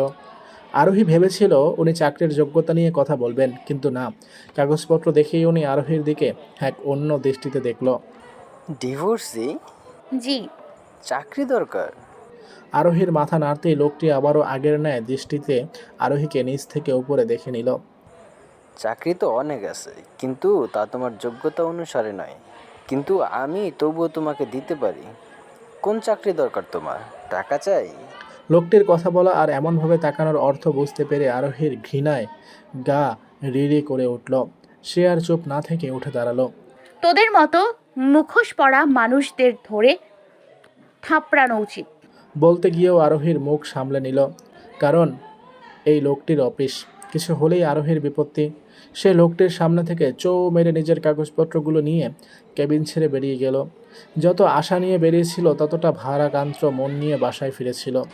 আরোহী ভেবেছিল আজ হয়তো চাকরিটা হয়েই যাবে, অন্তত সবচেয়ে নিম্ন পদের হলেও একটা চাকরি পাবে ভেবেছিল। কিন্তু দুনিয়া যে বড়ই কঠিন। এখানে ভালো মানুষের আড়ালেই কিছু কুৎসিত মানুষের বাস। একটা বাপের বয়সী মানুষও ছাড় দিচ্ছে না। এই দুনিয়াতে এক এক মানুষের এক এক রূপ। সবাই কি বাবার মতো ভালো হতে পারে না? সবার মন মানসিকতার ভেতরে যদি রাখতো যে আমি আমার সন্তানদের জন্য যেমন আদর্শ, তেমন অন্যদের জন্য আদর্শ হব, মন মানসিকতা বদলালেই দুনিয়াটা সুন্দর হতো। আরোহী মলিন শ্বাস ফেলল। আজকের আশাটাও গেল, কিন্তু সে হাল ছাড়বে না কিছুতেই। এসব ভাবতে ভাবতেই বাসার উদ্দেশ্যে রওনা দিল। আজ আরিয়ান ফিরবে। 2 দিনের সময়টা মনে হচ্ছে যেন অনেক দীর্ঘ। এই প্রথম আরোহীর সাথে এতদিন যোগাযোগ ছিল না। প্রতিবার এরকম কাজে বাইরে গেলেও আরোহীর সাথে দিন শেষে রাতে ঠিকই কথা হতো, আর নয়তো আরোহী নিজেই দিনে কয়েকবার কল করে খেয়েছে কিনা, ফ্রেশ হয়েছে কিনা এসব বলে বলে আরিয়ানকে বিরক্ত বানিয়ে ফেলতো। কিন্তু এইবার আর করেনি। উল্টো আরিয়ান রাতে কল করেই মোবাইল বন্ধ পেয়েছিল। টানা 2 দিন তার মোবাইলে সংযোগ পায়নি। স্নেহা আর মায়ের সাথে ঠিকই কথা হয়েছিল, কিন্তু শুধু আরোহীর সাথেই হয়নি। তাই আরিয়ান একরকম ফুরফুরে মেজাজে বাসার উদ্দেশ্যে রওনা দিল। আরিয়ান বিমর্ষ চেহারায় বসে আছে। মাথায় হাত দিয়ে তার নিজের চুল টেনে ছিঁড়ে ফেলতে ইচ্ছে করছে। যত খুশি হয়ে বাসায় এসেছিল, দরজা দিয়ে ঢুকতেই সব খুশি উধাও হয়ে গিয়েছে। পাশেই স্নেহা আর লুৎফা বেগম দাঁড়িয়ে আছে। তারা একজন আরেকজনের দিকে কিছুক্ষণ পর পর তাকাচ্ছে। স্নেহাকে ভয় পাওয়া অবস্থায় দেখা গেল। লুৎফা বেগম স্নেহার এমন ভয়ের দৃষ্টি দেখে চোখ দিয়ে আশ্বাস দিল যে ভয় পাওয়ার কিছু নেই, যা করার তিনি নিজেই করে নেবেন। লুৎফা বেগম দৌড়ে রুমের দিকে এগিয়ে গেল। এরপর আবারও অস্থির চিত্তে হাতে একটা কাগজ নিয়ে হাজির হলো। দেখ বাবা দেখ। লুৎফা বেগমের হাত থেকে এগিয়ে দেওয়া কাগজটার দিকে আরিয়ান এক পলক তাকালো জিজ্ঞাসু দৃষ্টিতে। লুৎফা বেগম ইশারা দিয়ে কাগজটা নিতে বলতেই আরিয়ান কাগজটা নিল। 2 হাতে কাগজটা ধরে দৃষ্টি দিতেই সে স্তব্ধ হয়ে গেল। আরে, এটা তো ডিভোর্স পেপার। লুৎফা বেগম যেন এই সুযোগেরই অপেক্ষায় ছিলেন। তিনি মুখটাকে কাদো কাদো করে বলে উঠলেন, সেটাই আর কি, নিচে দেখ। লুৎফা বেগমের কথা অনুসারে আরিয়ান নিচের দিকে তাকাতেই আরোহীর সাইন দেখে আরও একবার শক খেলো। আরোহীর সাইন জলজল করছে। আরিয়ানের মনে হচ্ছে ওই একটা সাইনই যেন আরিয়ানের চোখের দৃষ্টি কেড়ে নিচ্ছে। আরও আমাকে ডিভোর্স দিয়েছে। বিড়বিড় করে আওলালো। তার এখনও বিশ্বাস হচ্ছে না যে আরোহী তাকে ডিভোর্স দিয়েছে। সে দ্রুত পায়ে উঠে ড্রয়িং রুম থেকে ঘরের প্রতিটা রুমে আবার গেল। আনাচে কানাচে সব জায়গায় খুঁজলো। ঘরে আরোহীর কোনো ছায়াও পেল না। আরিয়ানকে বিধ্বস্ত দেখাচ্ছে। তার বিশ্বাস আরোহী এখানেই আছে আর থাকবে। আরোহীর কোথাও যাওয়ার জায়গা নেই। ও কই যাবে? আরিয়ান দ্রুত সব রুম খুঁজেও যখন আরোহীকে পেল না, তখন ড্রয়িং রুম এসে আবারও ডিভোর্সের কাগজটা নিয়ে এসে ধপ করে বসে পড়ল। এই আরিয়ানের এই অবস্থা দেখে লুৎফা স্নেহা বেগমকে ইশারা করল, আগুনে ঘি ঢালার সময় এখনই। লুৎফা বেগম ইশারা দিয়ে স্নেহাকে আশ্বস্ত করলেন। জানিস বাপ, ওই দিন সকালে উঠে আমার আর স্নেহার সামনে দাঁড়িয়ে মেয়েটির ডিভোর্সের এই পেপারটি ছুঁড়ে মেরে বলেছিল তুই যেন সাইন করে দিস। তারপর রুমে গিয়ে আমাদের সামনে সজোরে দরজা আটকে দিয়েছিল। আমাদের কিছু বলারও সুযোগ দিল না। আমরা কিছুই বুঝে উঠতে পারিনি। তারপর স্নেহা সে পেপারটা নিয়ে দেখলো সেটা ডিভোর্স পেপার, আর সেখানে মেয়েটির সাইন দেখেছিস। তার মানে মেয়েটি অনেক আগে থেকেই ডিভোর্সের বন্দোবস্ত করে রেখেছে। একদিনে কি আর এসব করা সম্ভব? হর হর করে সব এক নাগারে বলে থামল লুৎফা বেগম। তার বলা শেষেই তিনি আরিয়ানের দিকে তাকালেন যে তার রিয়াকশন কেমন। আরিয়ান সব শুনে মাথা চেপে বসে পড়ল। এমন জানলে সে জীবনও ওই দিন অফিসের কাজে যেত না। এমন কেন লাগছে তার? ওই দিন আরোহীর বিদায় বলার ধরন আর সে শব্দটা শুনে আরিয়ান কিছু সময়ের জন্য থমকে গিয়েছিল। আরোহী কোনোবার আরিয়ান বাইরে গেলে বিদায় শব্দটা বলতো না, অন্য কোনো কিছু বলে বিদায় দিত। সেদিনের কথাটি শুনে আরিয়ানের অন্য রকম লাগলেও পরে অফিসের বসের কল চলে আসায় দ্রুত পায়ে বেরিয়ে যেতে হয়েছে। তাই আর কোনো কিছু বলার সুযোগ পায়নি। আরিয়ান নিজের মাথার চুলগুলো আরও জোরে টেনে ধরল। সেদিনই বোঝা উচিত ছিল তার। কোথায় খুঁজবে সে এখন আরোহীকে? এমন কেন লাগছে তার? বুকের কোথাও জানি ভীষণ খালি খালি লাগছে। এতদিন মনে করেছিল আরোহীর প্রতি তার আর কোনো মায়া নেই, কিন্তু এই বিয়েটা করার পর থেকে বুঝছে আরোহী তার মনের কত গভীরে রয়েছে। কিভাবে থাকবে সে আরোহীকে ছাড়া? আরোহী রান্নাঘরে আমেনা আহমেদের সাথে হাতে হাতে এটা ওটা এগিয়ে দিচ্ছিল। তিনি আরোহীকে গল্প বলতে বলতে রান্না করছিল, আর ছেলের বউয়ের গল্প বলে বলে স্মৃতিচারণ করছিল। আমার নিহাল অনেক জেদি একটা ছেলে, কোনো কিছু তার চাই মানে চাই। নিথিলাকেও সেভাবেই বিয়ে করেছিল। নিথিলার বিয়ে হওয়ার পর পর তাদের প্রেম কাহিনীটা প্রায় সময় আমাকে বলে বলে হাসাতো। মূলত নিথিলাই তাদের সম্পর্কটাকে এগিয়ে নিয়ে গিয়েছিল। বলেই আমেনা আহমেদ তেলে পেঁয়াজ মরিচ ছেড়ে দিলেন। এরপর সেখানে মশলাপাতি দিয়ে নাড়তে নাড়তে আবারও বলা শুরু করেন। জানো, নিথিলা নাকি নিহালকে প্রথম প্রথম প্রচুর বিরক্ত করত। আমার নিহালকে নাকি প্রথম দেখেই তার মনে এক অন্যরকম অনুভূতি হয়। কি জানি একটা শব্দ বলতো মিথিলা, ক্রাশ না কি কি এটা জানি। ক্রাশ? আরোহী আমেনা আহমেদের কথার ধরন দেখে হেসে ভুল শুধরে দিতেই উনি আবারও বলে উঠলেন। হ্যাঁ হ্যাঁ, এটাই। নিহাল মেডিকেলের ছাত্র ছিল, কিন্তু মিথিলাদের থেকে সিনিয়র। তার মানে মিথিলা আপু ডক্টরি পড়েছিলেন? আরোহী আমেনা আহমেদের কথার মাঝে প্রশ্ন করল। হ্যাঁ, সেই সুবাদেই তাদের দেখা। তাদের বলতে মূলত নিথিলা প্রথম সেখানে দেখেছিল নিহালকে। এরপর থেকে নাকি টানা 1 বছর নিহালকে দেখত। এর পরের বছর থেকে নিহালের পিছনে ঘুরঘুর করা শুরু করলো। নিহাল প্রথম প্রথম না কি অনেক রেগে যেত। একবার কি হয়েছে জানো? আরোহী এদের প্রেম কাহিনীর শুরুটাতে ভীষণ আকর্ষণ বোধ করছিল, তাই সেও প্রতি উত্তরে জিজ্ঞেস করলো যে কি হয়েছে? নিহালের পেছনে বেশি ঘুরঘুর করত, তাই সে মিথিলার আচরণে সহ্য করতে না পেরে থাপ্পড় মারতে গিয়েছিল। কি বলেন? তারপর মেরেছে নাকি? না, আবার মারেনি। আমার ছেলে মেয়েদের কাছে কম ঘেঁষত, আর কোনো মেয়ে ওর পাশে ঘেঁষতে চাইলেও রেগে যেত, আর মেয়েদেরকে সম্মানও করত প্রচুর। কিন্তু মিথিলার এরূপ আচরণে টানা 1.5 বছর অতিষ্ঠ হয়ে মারতে গিয়েছিল। মিথিলা অবশ্য বুঝে গিয়েছিল যে নিহাল কোনো দিনও মেয়ের গায়ে হাত তুলবে না, হয়তো ভয় দেখাচ্ছে। যখন ভয় দেখানোর পর মিথিলা ভয় পেল না, তখন নিহাল বুঝে নিয়েছে যে এই মেয়ে তাকে সহজে ছাড়বে না। এরপর 1 মাস ভালোই কাটলো তাদের দুজনের। নিহাল ডাক্তারি পড়া শেষে চাকরি নিয়ে মিথিলাকে 5 মাস পর একেবারে বউ রূপে বাসায় এনেছিল। আরোহী এদের প্রণয়ের কাহিনী শুনতে শুনতে বিভোর হয়ে গেল। কত কষ্টে মিথিলা সুখের সন্ধান পেল, কিন্তু সেই সুখ তার কপালে বেশি দিন সইল না। নিয়তি এত নিষ্ঠুর হয়, সেই মেয়েটা সুখের সময়ই হারিয়ে গেল। একবারের জন্য চলে যেতে হলো। নিজের সবচেয়ে সুখ যার মধ্যে নিহিত, সেই বাচ্চাটাকেই দেখে যেতে পারল না। আরোহীর হুট করে একটা ইচ্ছে হলো, যদি তার এই প্রাণটার বিনিময়ে হলেও মিথিলা বেঁচে থাকতো, তাহলে হয়তো একটা সুখের সংসার বেঁচে থাকতো।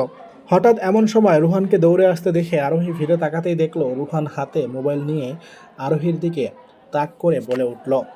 বাবাই বাবাই, আমার নতুন আন্টিকে দেখবে তুমি? এই দেখো। আরোহী স্ক্রিনে দৃষ্টি দিতেই দেখতে পেল ওই পাশের মানুষটা নিচের দিকে তাকিয়ে কি একটা যেন লিখছে। আরোহী বুঝতে পারল ইনিই হয়তো নিহান, হয়তো ছেলের সাথেও কথা বলছে আর নিজের কাজও করছে। আমেনা আহমেদ রুহানের কথা শুনে দ্রুত এগিয়ে এসে রুহানের হাত থেকে মোবাইল নিয়ে নিল। বিপরীত পাশের মানুষটিকে কিছু একটা করতে দেখে তিনি রেগে যাওয়া কণ্ঠে বলে উঠল। এই সারাক্ষণ খালি এগুলো কি করিস? আমেনা আহমেদের কণ্ঠস্বর পেতেই মানুষটি তার সামনে কাগজপত্র সরিয়ে স্ক্রিনে দৃষ্টি দিয়ে হাসল। আর বলো না মা, আরেকটা সার্জারি পড়ে গিয়েছে, কিছু কাজ করছিলাম। কেমন আছো তুমি? আর বাবা কেমন আছে? ভালোই। ফিরবি কখন? কয়েকদিনের মধ্যে ফিরবো। বাবাকে দেখাও দেখি। রুহানা জ্বালাচ্ছে নাকি? তোদের বলছিলাম না, আরোহী আসার পর থেকে তোর আর তেমন জ্বালায় না, একদম লক্ষ্মী ছেলে হয়ে গিয়েছে। আমেনা আহমেদ কথা বলতে বলতে মোবাইল নিয়ে রান্নাঘর থেকে বেরিয়ে গেল। ওই পাশ থেকে আর কি বলল সেটা শোনা গেল না।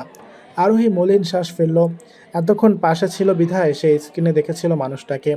হুটহাট রুহান এমন কাজ করে ফেলে, আরেকটু হলেই তার প্রাণটাই হয়তো চলে যেত ভয়ে। এইবার বুঝতে পারল রুহান কার মতো হয়েছে। ছেলেটা পুরাই বাবার মতো হয়েছে, ফর্সা গোলগাল চেহারা। আরোহী একটা দীর্ঘশ্বাস ফেলল। মানুষটাও হয়তো বুকে এক আকাশ সমান দুঃখ রেখে পরিবারের সাথে সুন্দরভাবে কথা বলছে। মানুষ উপরে দেখায় একরকম আর ভেতরে অন্যরকম। আমেনা আহমেদ রান্নাঘরের জানালাটা দিয়ে আদুরে তাকিয়ে বলা শুরু করলো। মিথিলা যখন এই ঘরে প্রবেশ করেছিল তখন থেকেই এই ঘরটা পরিপূর্ণ মনে হতো। আমার একটা মেয়ের শখ ছিল, কিন্তু সেটা পূর্ণ হয়নি। আমার ইচ্ছে ছিল এই ঘরে আলোকিত করে একটা মেয়ে আসবে, যে হবে অনেক বেশি চঞ্চল। সে মেয়েটা তার চঞ্চলতার পূর্ণ ঘর মাতিয়ে তুলবে। সেই ইচ্ছেটা নিহালের বউ আসার পরপরই পূর্ণ হয়েছিল। মিথিলা আসার পর ঘরটা পূর্ণ মনে হতো, কিন্তু আমেনা আহমেদের মনে করছিল মিথিলা আবারও তার পেশায় ফিরে যাবে।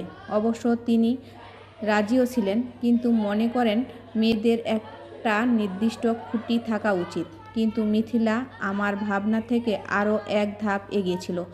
বিয়ের পর সময় ঘরটাকে নিজের ঘরের ছোঁয়াতে রাঙিয়ে তুলেছিল। মাত্র কয়েক দিনের ভেতরে বাড়ির সব গাইকে আপন করে নিয়েছিল। বিয়ের আগেই ডাক্তারি পুরো কোর্স শেষ করেছিল। কথা ছিল বিয়ের পর নিহালের সাথে একসাথে মিলেই পেশায় নিয়োজিত হবে, নিহালের হাসপাতালেই। কিন্তু মেয়েটার বিয়ের পর আর পেশাটাকে নিয়োজিত হয়নি। নিহালও কত করে বলেছিল, কিন্তু মিথিলা একটা কথা, সে এত সুন্দর একটা পরিবার পেয়েছে, পুরো দমে সেটাই সংসার করতে মনোযোগ দিবে। আমরাও এত করে বললাম, সে গেল না। অনেক লক্ষ্মী একটা মেয়ে ছিল আমার। জানো, রুহান হবে যে তখন আমার ছেলে মেয়ে দুটা কি যে খুশি। ছেলে মেয়ে বলতে? আরোহী শুধালো। মিথিলা আর নিহালের কথা বলছি। মিথিলাকে আমি মেয়েই ডাকতাম। মেয়েটা এই সংসারে আসার পর থেকে আমার মেয়ের শখটা পূর্ণ হয়েছিল। মিথিলা আপু রোহানকে দেখেনি খালা, তাই না? না রে, মেয়েটার সেই ইচ্ছাটা পূর্ণ হলো না। দেখে যেতে চেয়েছিল হাসপাতালে। রুহান হওয়ার পর বাচ্চাকে নিহালের কোলে দিতেই নিহাল হাসি মুখে চুমু এঁকে দিল। সেই বাচ্চাটিকে নিয়েই বলেছিল, আগে আমার মিথিকে দেখিয়ে আসি। কিন্তু ডাক্তাররা তখন এসে মিথিলার অবস্থা জানাতেই নিহাল রুহানকে আমার কোলে দিয়ে থিয়েটারের সামনে দৌড়ে গিয়েছিল। ওই হাসপাতালে নিহানের কর্মকর্তা ছিল আর বেশ জনপ্রিয়, তাই ডাক্তাররা অপারেশনের থিয়েটারের নিহালকে ঢুকতে দিয়েছিল। নিহালের চোখের সামনেই মিথিলা আমার মেয়েটা চলে গেল। নিহাল মেয়েটাকে তার থেকে একটা ফুটফুটে বাচ্চা হওয়ার খবর দিল ঠিকই, কিন্তু মেয়েটা তৎক্ষণাৎ হারিয়ে গেল। নিহাল নিজে ডাক্তার হয়েও সে বিশ্বাস করেনি যে মিথিলা হারিয়ে গেছে। সে ভেবেছিল মিথিলা বুঝি জ্ঞান হারিয়েছে হয়তো। সেদিন নিহালের কি যে পাগলামি! জীবনে এই প্রথম আমার ছেলেটাকে এভাবে কাঁদতে দেখেছিলাম। এরপর প্রায় 2 মাস হয়ে যাওয়ার পরও নিহাল স্বাভাবিক হতে পারেনি।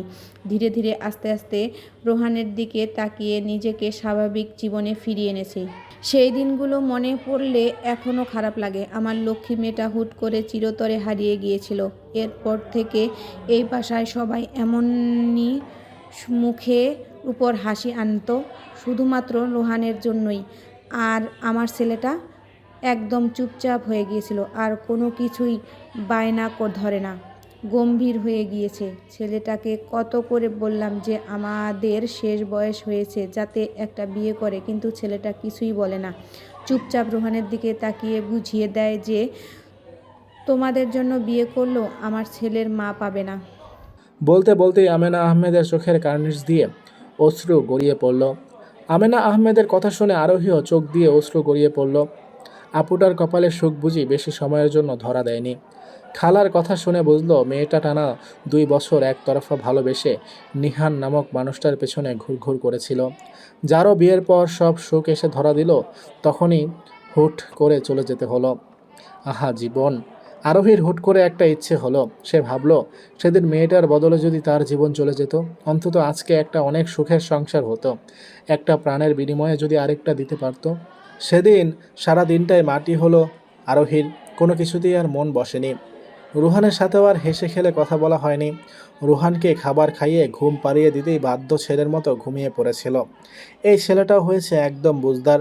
হয়তো মা নেই, বাবা সবসময় কাছে থাকে না, তাই নিজে থেকেই বুঝদার হয়ে উঠেছিল। আরোহী জানালার কাছ থেকে এগিয়ে গিয়ে রুহানের পাশে বসল।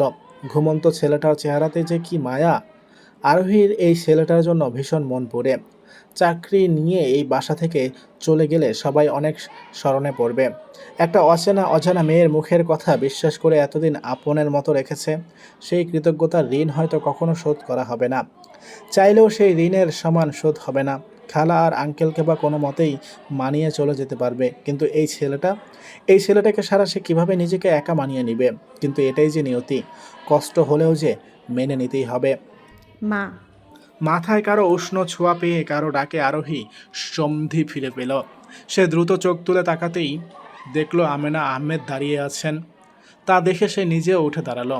জি বলুন খালা। বলছি কি, তোমার যদি আপত্তি না থাকে তোমাকে নিয়ে একটু শপিংয়ে যেতাম। আরোহী ঝটফট রাজি হয়ে গেল। এটা আবার জিজ্ঞেস করতে হয় খালা? আমি আপনাদের বাড়িতেই আছি, আপনাকে না করি কিভাবে বলুন? না, এটা বলে আমাকে লজ্জিত করো না। কতবার বলেছি আমাকে তুমি খালা ডাকো, তাহলে আপনি ভাইবো। তোমার ইচ্ছা থাকলে চলো, এখন রুহান ঘুমিয়ে আছে, চট করে গিয়ে চলে আসতে পারবো। আর উঠে গেলে রোহানকে ফোনে জানিয়ে দিতে বলেছি, ততক্ষণ চলে আসবো। ততক্ষণে তোমার আঙ্কেল আসেন ঘরে।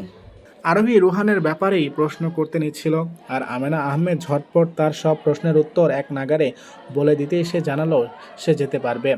এরপর দুজনেই খুব তাড়াতাড়ি বেরিয়ে গেল কাছের একটা শপিং সেন্টারে। সেখানে গিয়ে আরোহী ঘুরে ঘুরে আমেনা আহমেদকে এটা ওটা পছন্দ করে দিতেই তিনি সব প্যাক করে বিল পরিশোধ করে আরোহীর হাতে তুলে দিলেন। আরোহী ভ্রু কুঁচকে খালার দিকে জিজ্ঞাসু দৃষ্টিতে তাকাতেই তিনি হাসি মুখে বলে উঠলেন, এসব তোমারই জন্য মা, তোমার জন্য শপিং করব বলে আসতে চাইতে না, তাই এভাবে এনেছি তোমাকে সব তোমার পছন্দের শাড়ি। আরোহী প্রথমে আপত্তি জানালেও পরে আমেনা আহমেদের জোরাজোরিতে নিয়ে নিল। সে কৃতজ্ঞতা চোখে তাকালো। এখানে আসার পর খালাই নিজে থেকে 2টা শাড়ি দিয়েছিল, সেগুলোই এক এক দিন এক একটা বদলে বদলে পড়েছিল। ইনাদের ঋণ হয়তো কখনো শোধ করতে পারবে না আরোহী। রাতে সবাই ঘুমিয়ে যাওয়ার পর আরোহী রুমের ব্যালকনিতে এসে অন্ধকার আকাশের দিকে তাকিয়ে রইল। এই দুনিয়াদারি আর ভালো লাগছে না তার। দিন শেষে রাত আসলেই ওই মানুষটার কথা মনে আসতেই না চাইতেও চোখের কার্নিশ বেয়ে অশ্রু ঝরে পড়ে। ঠিক সে সময়ে বাসার নিচে একটা কালো গাড়ি এসে থামতেই আরোহী ভ্রু কুঁচকে তাকালো। সে রুমের ঘড়ির দিকে তাকিয়ে বিড়বিড় করে উঠল, রাত 2টা, এত গভীর রাতে ইনি কে? মানুষটাকে বাসার দিকে এগিয়ে আসতে দেখে আরোহী ভয় পেয়ে গেল। উপর থেকে বিধায় চেহারাটাও দেখা যাচ্ছে না ভালো মতো। এলোমেলো পায়ে মানুষটা বাসার দিকে পা বাড়ালো। ঠিক সে সময় বাসার কলিং বেলের শব্দ শোনা গেল। একবার বাজতেই আর কোনো শব্দ এলো না। বাসার সবাই ঘুমিয়ে পড়েছে বিধায় একবারের শব্দটাও কেউ শুনল না। আরোহী রুম থেকে বেরিয়ে ভয়ে ভয়ে সিঁড়ির কয়েক ধাপ পেরিয়ে নিচে নামতেই কট করে দরজা খুলে গেল। আরোহী ওখানেই জমে গেল। কে ইনি? ব্যালকনির এক কিনারে প্রাচীর ঘেঁষে দাঁড়িয়ে আছে আরোহী। চুলগুলো এলোমেলো হয়ে বাতাসের সাথে তাল মিলিয়ে উঠছে। ক্ষণে ক্ষণে শীতল হাওয়া জানান দিচ্ছে আজ প্রচণ্ড ঠান্ডা পড়বে। আরোহী শীতের প্রকোপে কেঁপে কেঁপে উঠছে, কিন্তু এই মুহূর্তে ব্যালকনি ছেড়ে যেতে তার মোটেই ইচ্ছে করছে না। তার মলিন দৃষ্টি দূরের উখ গাছের দিকে। সেখানে 2টা পাখি কি সুন্দর করে একে অপরের সাথে সুখ দুঃখের গল্প করছে। এদের কিচিরমিচির ডাকে যেন সব অনুভব করতে পারছে আরোহী। এমন কোনো দৃশ্য চোখে পড়লেই আরোহীর চোখ ভিজে ওঠে। আরিয়ানের কথা মাঝে মাঝে বড্ড মনে পড়ে। কেমন আছে মানুষটা? হয়তো ভীষণ সুখে আছে নতুন বউকে নিয়ে। আচ্ছা, আরোহীর সাজানো সংসার কি স্নেহা আবার নতুন করে সাজিয়েছে? আরিয়ান আরোহীর সব অধিকার হয়তো স্নেহাকে দিয়ে দিয়েছে এতদিনে। আচ্ছা, আরিয়ান বাড়ি ফিরে আরোহীকে কি খোঁজেনি? আরোহীর মনের সাথে সাথে বার্তা এলো। খুঁজলে কি আর তুই এখানে আসিস এখন? আরোহী মানতে চাইল না কথাটা। তার মস্তিষ্ক বলে উঠল যে আরোহী তো একটা বাসায় পড়ে আছে সারাদিন, এত বড় শহরে তাকে খুঁজলেও পাবে কই? হয়তো একটু হলেও খুঁজবে, কিন্তু মন মানতে চাইল না। আরিয়ান একটু মন দিয়ে খুঁজলেই হয়তো আরোহীর নিশানা পেত। 1 বছরে কি আরোহীর প্রতি আরিয়ানের একটুও মায়া বসেনি? সেই মধুর দিনগুলো ভীষণ রকম স্মরণ করছে আরোহী। আজ তার শাশুড়ি লুৎফা বেগম যদি আমেনা আহমেদের মতো হতো, তাহলে হয়তো আরোহী আজ আগের জায়গায় সুখে থাকতো। কেন মানুষ এক একজন এক এক রকম হয়? সবাই ভালো হতে পারে না। সবাই একরকম ভালো হলে হয়তো এই নিষ্ঠুর দুনিয়াটা পাল্টে যেতে 2 মিনিট সময় নিত না। ভোর ফুটতে শুরু করেছে। চারদিকে আস্তে আস্তে কোলাহল বাড়ছে। সকালে ভোর ফোটার সময় এই স্নিগ্ধ বাতাস গায়ে লাগলে ভীষণ ভালো লাগে। রাতে তেমন একটা ঘুম না হওয়ায় সকাল সকাল উঠে গোসল সেরে নিয়েছে।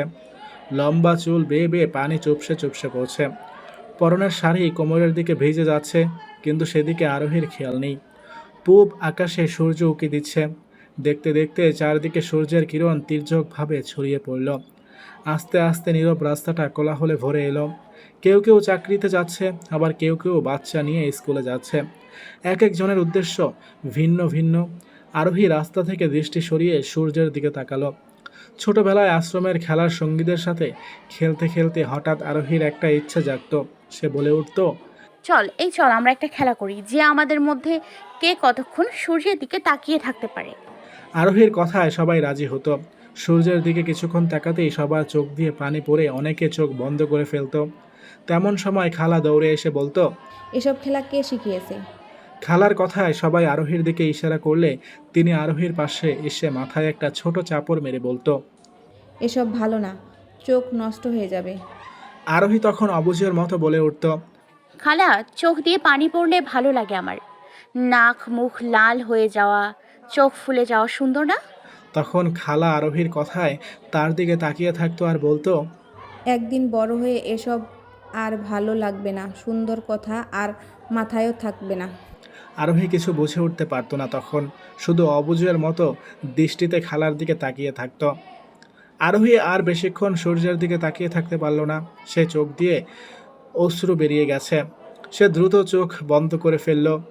এরপর আবার চোখ খুলতেই আশপাশ অন্যরকম লাগলো। আজ অনেকদিন পর সেই ছোটবেলার কথা মনে পড়ে গেল। আসলেই খালার কথাই সঠিক। একটা সময়ের পর সৌন্দর্যের আর কোনো মূল্য থাকে না, আসল তো কপাল। আরোহী রুমে এলো। আজ রুহান এলো না একবারও। কি জানি, হয়তো বাবাকে কাছে পেয়েছে।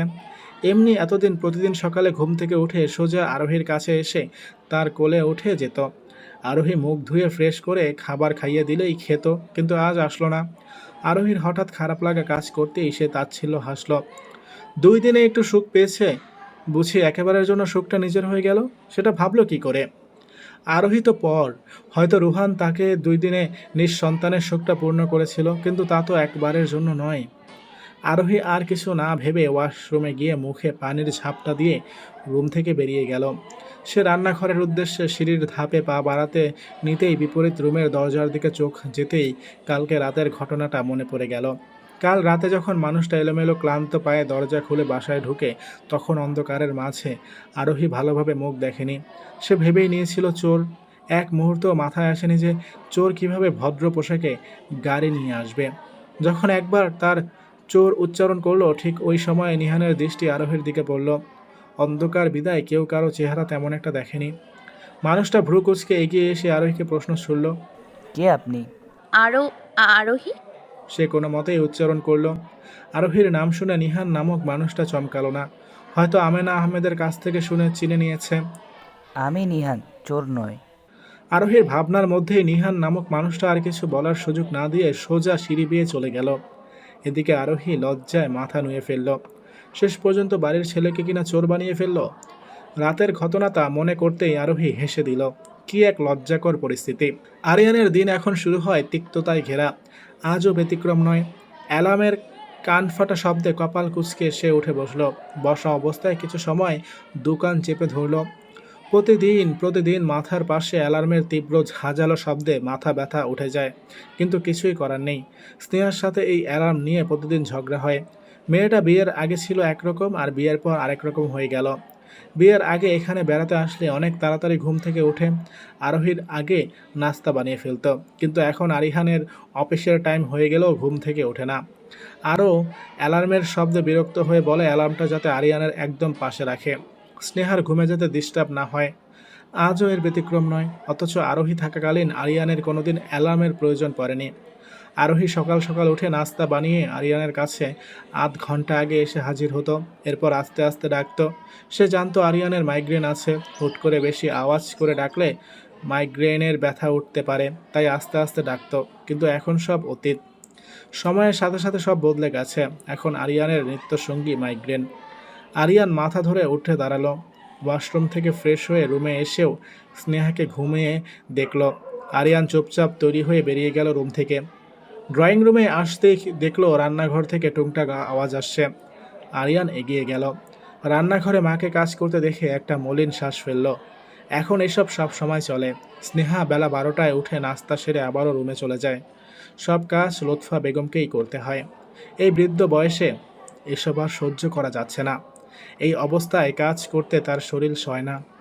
বেলা 12টা বাজতেই স্নেহা ঘুম ছেড়ে আড়মোড়া ভেঙে উঠে বসল। কিছুক্ষণ থম মেরে বসে ওয়াশরুমের উদ্দেশ্যে পা বাড়ালো। ফ্রেশ হয়ে রান্নাঘরে পা বাড়ালো। রান্নাঘরে লুৎফা বেগম দুপুরের রান্না বসিয়েছেন। স্নেহাকে দেখে তড়িঘড়ি করে বলে উঠলেন, এভাবে চললে তো হবে না। তুমি এই বাড়ির বউ, এটা তোমারই সংসার, আর যেটার জন্যই তোমাকে আনা। আশা করছি যে যে কথাগুলো বোঝাতে চাচ্ছি বুঝে নিয়েছো। লুৎফা বেগমের কথা শুনে স্নেহা মাছি তাড়ানোর ভঙ্গিমায় হাত নাড়ালো। নাস্তার প্লেট হাতে নিয়ে রান্নাঘর ছাড়তে ছাড়তে বলল, ও খালা, আমি এই বাড়ির বউ হলে তুমি কি? আর এই সংসার আমার বলতে কি বোঝাতে চাচ্ছ? কাজ করতাম তাহলে সেদিক দিয়ে তোমারও সব কাজই করা উচিত, কারণ এই সংসার তোমারও। আমাকে আরোহী ভাবলে ভুল করবে। আর হ্যাঁ, কি যেন বললে? আমাকে যেটার জন্য আনা মানেটা কি? আমি কি মেশিন নাকি? পড়াশোনা না করার জন্য ভুলভাল বলো। মানুষ আর মেশিন গুলিয়ে ফেলেছো। রাতে রান্নাবান্না শেষ করে আমার কাছে এসো, মানুষ আর মেশিনের মধ্যে তফাৎ বুঝিয়ে দেব। আশা করি কি বোঝাতে চাচ্ছি বুঝতে পেরেছো। বলেই হাই তুলে লুৎফা বেগমের জবাবের অপেক্ষা না করে নাস্তার প্লেট নিয়ে স্নেহা রান্নাঘর ছেড়ে বেরিয়ে গেল। লুৎফা বেগম বোকা বনে গেলেন। এই মেয়ে তো এমন ছিল না, রূপ এমন উল্টো হয়ে গেল। কথার জালে তাকেই ফাঁসিয়ে দিল। লুৎফা বেগম স্নেহার যাওয়ার দিকে একবার তাকিয়ে দীর্ঘশ্বাস ফেলে রান্নায় মনোযোগ দিলেন। এই মেয়ের রূপ বিয়ের আগে যত ভালো ছিল, কিন্তু বিয়ের পর পুরোই উল্টো। কিভাবে এত বড় ভুল করলো লুৎফা বেগম? স্নেহা খাওয়া শেষ করে এই প্লেটটা রান্নাঘরের বেসিনে রেখে মোবাইল নিয়ে বেরিয়ে গেল।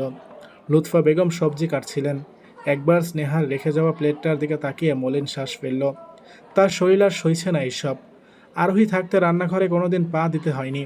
সব কিছু সময় মতো তার জায়গায় চলে যেত। তবুও সে মেয়েটাকে কথা শোনাতো। এখন বড্ড আফসোস হচ্ছে তার। এত বছরের জীবনে মনে হচ্ছে এর চেয়ে বড় ভুল আর করেনি। দেখতে দেখতে আরও কয়েকদিন কেটে গেল। আরোহীর সারাটা দিন রুহানকে নিয়েই কাটায়। রুহানের বাবা সারাদিন হাসপাতালেই থাকে। মাঝে মাঝে তো আসতে গভীর রাত হয়ে যায়। মানুষটার সাথে এর মধ্যে আর কোনো কথা হয়নি। আরোহীও মানুষটা বাসায় থাকলে রুম থেকে বেরোয় না, কারণ তাদের পূর্ণ পরিবারের মাঝে আরোহীকে দেখলে মানুষটা বিরক্ত হয়। প্রায় সময় মানুষটা বাইরেই থাকে। আরোহী রাতে ব্যালকনিতে প্রায় সময় কাটায় বলে দেখতে পায় মানুষটা গভীর রাতে এলোমেলো পায়ে বাসায় ঢুকে। আরোহী বুঝতে পারে মানুষটা হয়তো এখনও মিথিলা আপুকে ভুলতে পারেনি। হয়তো তাই ব্যস্ততায় দিনগুলো পার করিয়ে দেয়। গভীর রাত। আজ রুহানের জ্বর ছিল অনেক। রুহানের বাবা 2 দিন ধরে শহরের বাইরে একটা সার্জারির জন্য নাকি গিয়েছে। এটা আমেনা আহমেদের কাছ থেকেই শুনেছিল আরোহী। বাইরে বিধায় রুহানের ব্যাপারটা আর বলা হয়নি। অবশ্য সারাদিন আরোহীর সেবায় রুহানের জ্বর এখন অনেকটাই কমে গেছে। রুহান বায়না ধরেছিল সে আজ আরোহীর সাথেই ঘুমাবে। জ্বরের ঘোরে ছেলেটা আজে বাজে বকছে, মাকে ডাকছে শুধু। তাই আরোহী নিজের কাছে রেখে দেয়। এতক্ষণ আমেনা আহমেদ ছিল। রুহান ঘুমিয়ে পড়ার পর আরোহী জোর করে পাঠিয়ে দিয়েছে ওনাকে, কারণ বেশি রাত জাগলে উনিও অসুস্থ হয়ে পড়ে। রাতে রুহানের জ্বর আবার বাড়লে ওনাকে ডাকতে বলে গিয়েছে। উনি এসে ফাঁকে ফাঁকে দেখে যাবে বলায় আরোহী রুমের দরজা খোলাই রাখল। রাত জাগার অভ্যাস আরোহীর আছে। রুহানকে ঘুম পাড়িয়ে সে ব্যালকনিতে এসে দাঁড়ালো। কেন জানি রাতটাকে তার জানালার ধারে একবার না আসলে হয় না। রাতের আকাশ দেখতে হবেই হবে। অভ্যাসটা এখানে এসেই হয়েছে। বিয়ের পর ওই বাড়িতে থাকতে হয়নি। এখানে থাকতে কোনো দিন মন দিয়ে রাতের অজস্র নক্ষত্রের আকাশ দেখা হয়নি, কিন্তু আশ্রমে থাকাকালীন প্রায় সময় জানালার ধারে এসে দেখত। আরিয়ানের সাথে বিয়ে হওয়ার পর আর কোনো দিন দেখা হয়নি। অবশ্য দেখবেই বা কী করে? ওখানে সারাদিন এটা ওটা করতে করতে রাত আসলেই ক্লান্তিতে চোখ বুজে আসতো। তাই তো এই 1 বছর আর দেখা হয়নি। হঠাৎ কারো গোঙানির শব্দে আরোহী বাইরে থেকে দৃষ্টি সরিয়ে দেখতে পেল রুহান ঘুমের ঘরে হাতড়িয়ে কাকে যেন খুঁজছে। আরোহী দ্রুত এগিয়ে গিয়ে দেখল জ্বর আবার বেড়েছে। আরোহী দ্রুত দরজার দিকে এগিয়ে গেল। দরজা খোলাই রেখেছে। আমেনা আহমেদকে ডাকার উদ্দেশ্যে এগিয়ে যেতে গিয়ে আবার পিছিয়ে আসলো। থাক না, মাত্রই তো গেল মানুষটা। সে নিজেই না হয় একটু গাটা মুছে দিক। তাই সে দ্রুত ওয়াশরুম থেকে পানি এনে রুহানের গা মুছে দিল। তাতেই রুহান একটু শান্ত হলো। সে আরোহীর এক হাত জড়িয়ে আবারও ঘুমিয়ে পড়ল। আরোহী পাশেই খাটের সাথে মাথা হেলান দিয়ে রুহানের মাথায় হাত বুলিয়ে দিতে লাগলো। গভীর রাত হওয়ায় তার নিজেরও ক্লান্ত লাগছে, গাটা ম্যাচ ম্যাচ করছে। আস্তে আস্তে বসা অবস্থায় চোখ বন্ধ করে ফেলল। আরেকটু রাত হতেই দরজা ঠোকাস দেওয়ার শব্দ হলো। আরোহীর চোখ মাত্রই ঘুমে বুজে আসছে বলে আর চোখ খুলে দেখতে হলো না। ঘুমের ঘরে দরজার সেখানে আর যেতে ইচ্ছে হলো না। হয়তো আমেনা আহমেদ রুহান ঘুমিয়েছে কিনা জিজ্ঞেস করতে এসেছে। দরজা তো খোলাই আছে। অনেকক্ষণ হয়ে যাওয়ার পরও যখন কারো সারা শব্দ পেল না, তখন আরোহী আস্তে আস্তে চোখ খুলতেই সে নিহান নামক মানুষটাকে দেখতে পেল। সে তড়িঘড়ি করে উঠে বসল। এই বাসায় আসার এই প্রথম বোধহয় উনি এই রুমে। আপনি? রুহানকে নিয়ে যেতে এসেছি। নিহানের সোজা সাপটা উত্তর। কিন্তু আরোহী কিছু বলতে নিতেই নিহানের কথায় থেমে গেল। এখন তো সে ঘুম, বুঝতে পারবে না। বলেই এগিয়ে এসে রুহানকে কোলে নিতে গিয়েই বুঝতে পারল রুহান তার এক হাত দিয়ে আরোহীর হাত আঁকড়ে ধরে ঘুমিয়ে আছে। মনে হচ্ছে যেন আরোহীকে ছাড়লেই হারিয়ে যাবে। আরোহী তা বুঝতে পেরে কিছু বলতে নিতেই নিহান নিজেই এগিয়ে এসে রুহানের হাত ছাড়িয়ে নিয়ে কোলে নিয়ে ফেলল। আরোহীর মন খারাপ হলো। সে ভেবেছিল রুহানের হাত আঁকড়ে ধরা দেখে নিহান আর নিয়ে যাবে না, কিন্তু তবুও নিয়ে ফেলল। তার কেন যেন মনে হয় আরোহীর এই বাসায় থাকা মানুষটা অপছন্দ করে, কিন্তু কোনো মতেই একটা চাকরি পেলেই সে বেরিয়ে যাবে। আজ অনলাইনে একটা চাকরি দেখতে পেয়েছিল, কালই গিয়ে কথা বলবে। আরোহী মলিন শ্বাস ফেলল। নিয়ান বেরিয়ে যাওয়ার আগ মুহূর্তে দরজার এখানে গিয়ে থেমে পেছনে ফিরে আরোহীর দিকে তাকালো। সারাদিন অনেক করেছেন আর গভীর রাত পর্যন্ত অনেক সেবা দিয়েছেন, সেই জন্য ধন্যবাদ। আরোহী খাটের দিকেই মন খারাপ করে তাকিয়েছিল। হঠাৎ কারো কণ্ঠস্বর শুনে দরজার দিকে দৃষ্টি দিতেই দেখল নিহান রুহানকে কোলে নিয়ে অবস্থায় দরজায় এখানে দাঁড়িয়ে আছে। তার দিকে তাকিয়ে কথাটা হয়তো বলেছে। আরোহী সেদিকে তাকাতেই রুহান চোখ ফিরিয়ে নিল। এই বাসায় এতদিনে মনে হয় এই প্রথম মানুষটা তার দিকে তাকিয়েছে। রুহান এখানে থাকলে আপনি হয়তো আর ঘুমাতেন না, এত রাত জাগবেন না, ঘুমিয়ে পড়ুন। বলেই নিহান বেরিয়ে গেল। আরোহী সেদিকে তাকিয়ে রইল। যাক, মানুষটাকে যতটা খারাপ মনে করেছে উনি ততটা খারাপ নয় হয়তো। পরের দিন আরোহী গুজগাছ হয়ে আমেনা আহমেদের কাছ থেকে দোয়া নিয়ে বেরিয়ে গেল চাকরির উদ্দেশ্যে। মূলত চাকরিটা বড় সড়ো নয়, এটা একটা বড় শপিং মলে সেলসম্যানের কাজ। তবুও আরোহীর চাই। যথাস্থানে পৌঁছে উচ্চ মাধ্যমিক পর্যন্ত সার্টিফিকেট দেখাতেই ওনারা আরোহীকে বিনা শর্তে চাকরিটা দিয়ে দিল। চাকরিটা পেতেই আরোহী আগে শুকরিয়া আদায় করে নিল। যাক, এত মানুষের ভিড়ে ভালো মানুষও অর্ধেক আছেন, না হলে আজ এত দ্রুত চাকরিটা পাওয়া আরোহী কোনো কালেই ভাবেনি। পরের দিন থেকে জয়েন করার কথা। আরোহী ভাবল বাসায় গিয়ে আমেনা আহমেদকে বলে আরেকটা ছোটোখাটো ঘরে সে উঠবে। বাসা ঠিক করেই আশ্রমের খালার সাথে কথা বলবে। বাসায় ওঠার কথার মাঝে আরেকটা নতুন চিন্তার উদয় হলো। তার কাছে তো এখন কোনো টাকা নেই, বাসায় উঠবে কি করে? অন্তত 1 মাস গেলেই টাকা পাবে, তখনই তো বাসার সব গুছিয়ে নিতে পারবে। আরোহীর মন খারাপ হলো। আরও 1 মাস কি ওই বাড়িতে বোঝা হয়ে পড়ে থাকতে হবে? অবশ্য ওনারা অনেক ভালো মনের মানুষ। আরোহীর ওপর একবারও বিরক্ত হয়নি। উল্টো আরোহী অন্য বাসায় ওঠার কথা বললে বিরক্ত হয়। কিন্তু এখন যাই হয়ে যাক না কেন, আরোহীর বাসাটা থেকে চলে যাওয়া উচিত। আরোহীর অসময়ে ইনারা না থাকলে আজ আরোহী কোথায় থাকতো তা সে নিজেও ভেবে পায় না। ইনারা তাকে এতদিন বিনা কারণে বিনা স্বার্থে রেখেছে, তাতেই আরোহী ঋণী। আজকাল নিজের আপনজনরা খবর নেয় না, অথচ ইনারা মানবিকতার উজ্জ্বল দৃষ্টান্ত হচ্ছে ইনারা। ইনাদের ঋণ হয়তো কখনো শোধ হবে না। আরোহী গাড়িতে বসে আছে, লাল সিগন্যাল পড়েছে। এই একটা সিগন্যালেই সব গাড়ি থেমে আছে। হয়তো এমন কোনো সিগন্যাল জীবনে এসেও জীবনকে চিরতরে থামিয়ে দিয়ে যাবে। শুধু এটাই পার্থক্য যে এই সিগন্যালের পর সবুজ সিগন্যাল আসে। লাল সিগন্যালের দাঁড়িয়ে থামা চুপচাপ গাড়িগুলো হঠাৎই চলতে শুরু করে। আর জীবনে এই লাল সিগন্যালের পর সবুজ সিগন্যালের মতো আর কোনো সুযোগ আসে না। জীবন এত বৈচিত্র্যময়। আরিয়ান গাড়ির ভিতর বসে আছে। দীর্ঘক্ষণ যাবৎ লাল সিগন্যাল। ঢাকা শহরের এই বিষয়টি তার মোটেও পছন্দ নয়। আধ ঘন্টার রাস্তা যেতে 1 ঘন্টা পেরিয়ে যায়। এটা এখন একটা নিত্য নৈমিত্তিক ব্যাপার হয়ে দাঁড়িয়েছে। চারিদিকে ব্যস্ত শহরের কোলাহল ধ্বনি। আরিয়ান বিরক্ত দৃষ্টিতে জানালার কাছ গলিয়ে বাইরে দৃষ্টি দিল। আচমকা দৃষ্টি আটকে গেল বিপরীত পাশের একটা গাড়ির দিকে। গাড়ির ভিতর মলিন চেহারার অধিকারিণী সেই মেয়ের দিকে দৃষ্টি আটকে রইল। দীর্ঘ কতদিন পর আরিয়ান মনে করার চেষ্টা করল। প্রায় 1 মাস পর সেই চিরচেনা মুখটি দেখতে পাচ্ছে। খুব পরিচিত সেই মুখ। জানলার বাইরে মলিন দৃষ্টি দিয়ে আছে আরোহী। বুকের কোথাও জানি তীক্ষ্ণ ব্যথা অনুভব হচ্ছে আরিয়ানের। তার দৃষ্টি এখনও এই গাড়িটির দিকে। আরোহী মলিন দৃষ্টিতে তাকিয়ে আছে সামনের দিকে। আরিয়ানের বুক কাঁপছে। আরোহীকে একটু ছুঁয়ে দেওয়ার জেদ চেপেছে মনে। যদি পারতো। এমন কেন লাগছে তার আরু আরু করে আপন মনেই বিড়বিড় করে উঠল আরিয়ান। নিজেকে পাগল প্রায় মনে হচ্ছে। কত দিন পর এই চেহারাটি দেখার জন্য কত ছটফটি না করেছিল এতদিনে বুঝতে পারলো আরিয়ান যে এই মেয়েটির মধ্যেই তার সব তৃষ্ণা। আরিয়ান মাঝ রাস্তাতেই গাড়ি থেকে নেমে পড়ল। তার গন্তব্য বিপরীত পাশের গাড়িটি। সে গাড়িটির দিকে এগিয়ে যেতে নিতেই তার বুক ধরফর করে উঠল। বুকের কোথাও অস্থির অস্থির লাগছে। আরিয়ান কাঁপা কাঁপা পায়ে কয়েক কদম পা বাড়াতেই ঠিক সে সময় লাল সিগন্যালের বদলে সবুজ সিগন্যাল জ্বলে উঠল। সব গাড়ি হুড়মুড়িয়ে চলে যাচ্ছে। আরিয়ান আর পা বাড়াতে পারল না। অন্য গাড়িগুলোর সাথে সাথে আরোহীর গাড়িটাও চোখের পলকেই চলে গেল। আরিয়ান দ্রুত গাড়িতে উঠতেই আরোহীর ওই গাড়িটা নিমিষের মধ্যে বিলীন হয়ে গেল। সে মাথা চেপে ধরে চিৎকার করে উঠল। আরোহীকে আবারও হারিয়ে ফেলল সে। না, আমি ঠিকই খুঁজে নিব। আমার আরু এখানেই আছে। আপন মনেই বিড়বিড় করে বলে উঠল আরিয়ান। বাসায় ফিরেই আরোহী রুম থেকে বেরিয়ে রুহানকে কোলে নিয়ে রান্নাঘরের দিকে পা বাড়ালো। আমেনা আহমেদ কড়াইতে কি যেন ভাজছিলেন। আরোহীর অস্তিত্ব অনুভব করতে পেরে চুলোর কড়াইয়ে ঢাকনা দিয়ে হাসি মুখে আরোহীর দিকে ফিরল। তোর ইচ্ছা পূর্ণ হয়েছে। আরোহী হেসে আমেনা আহমেদকে জড়িয়ে ধরল।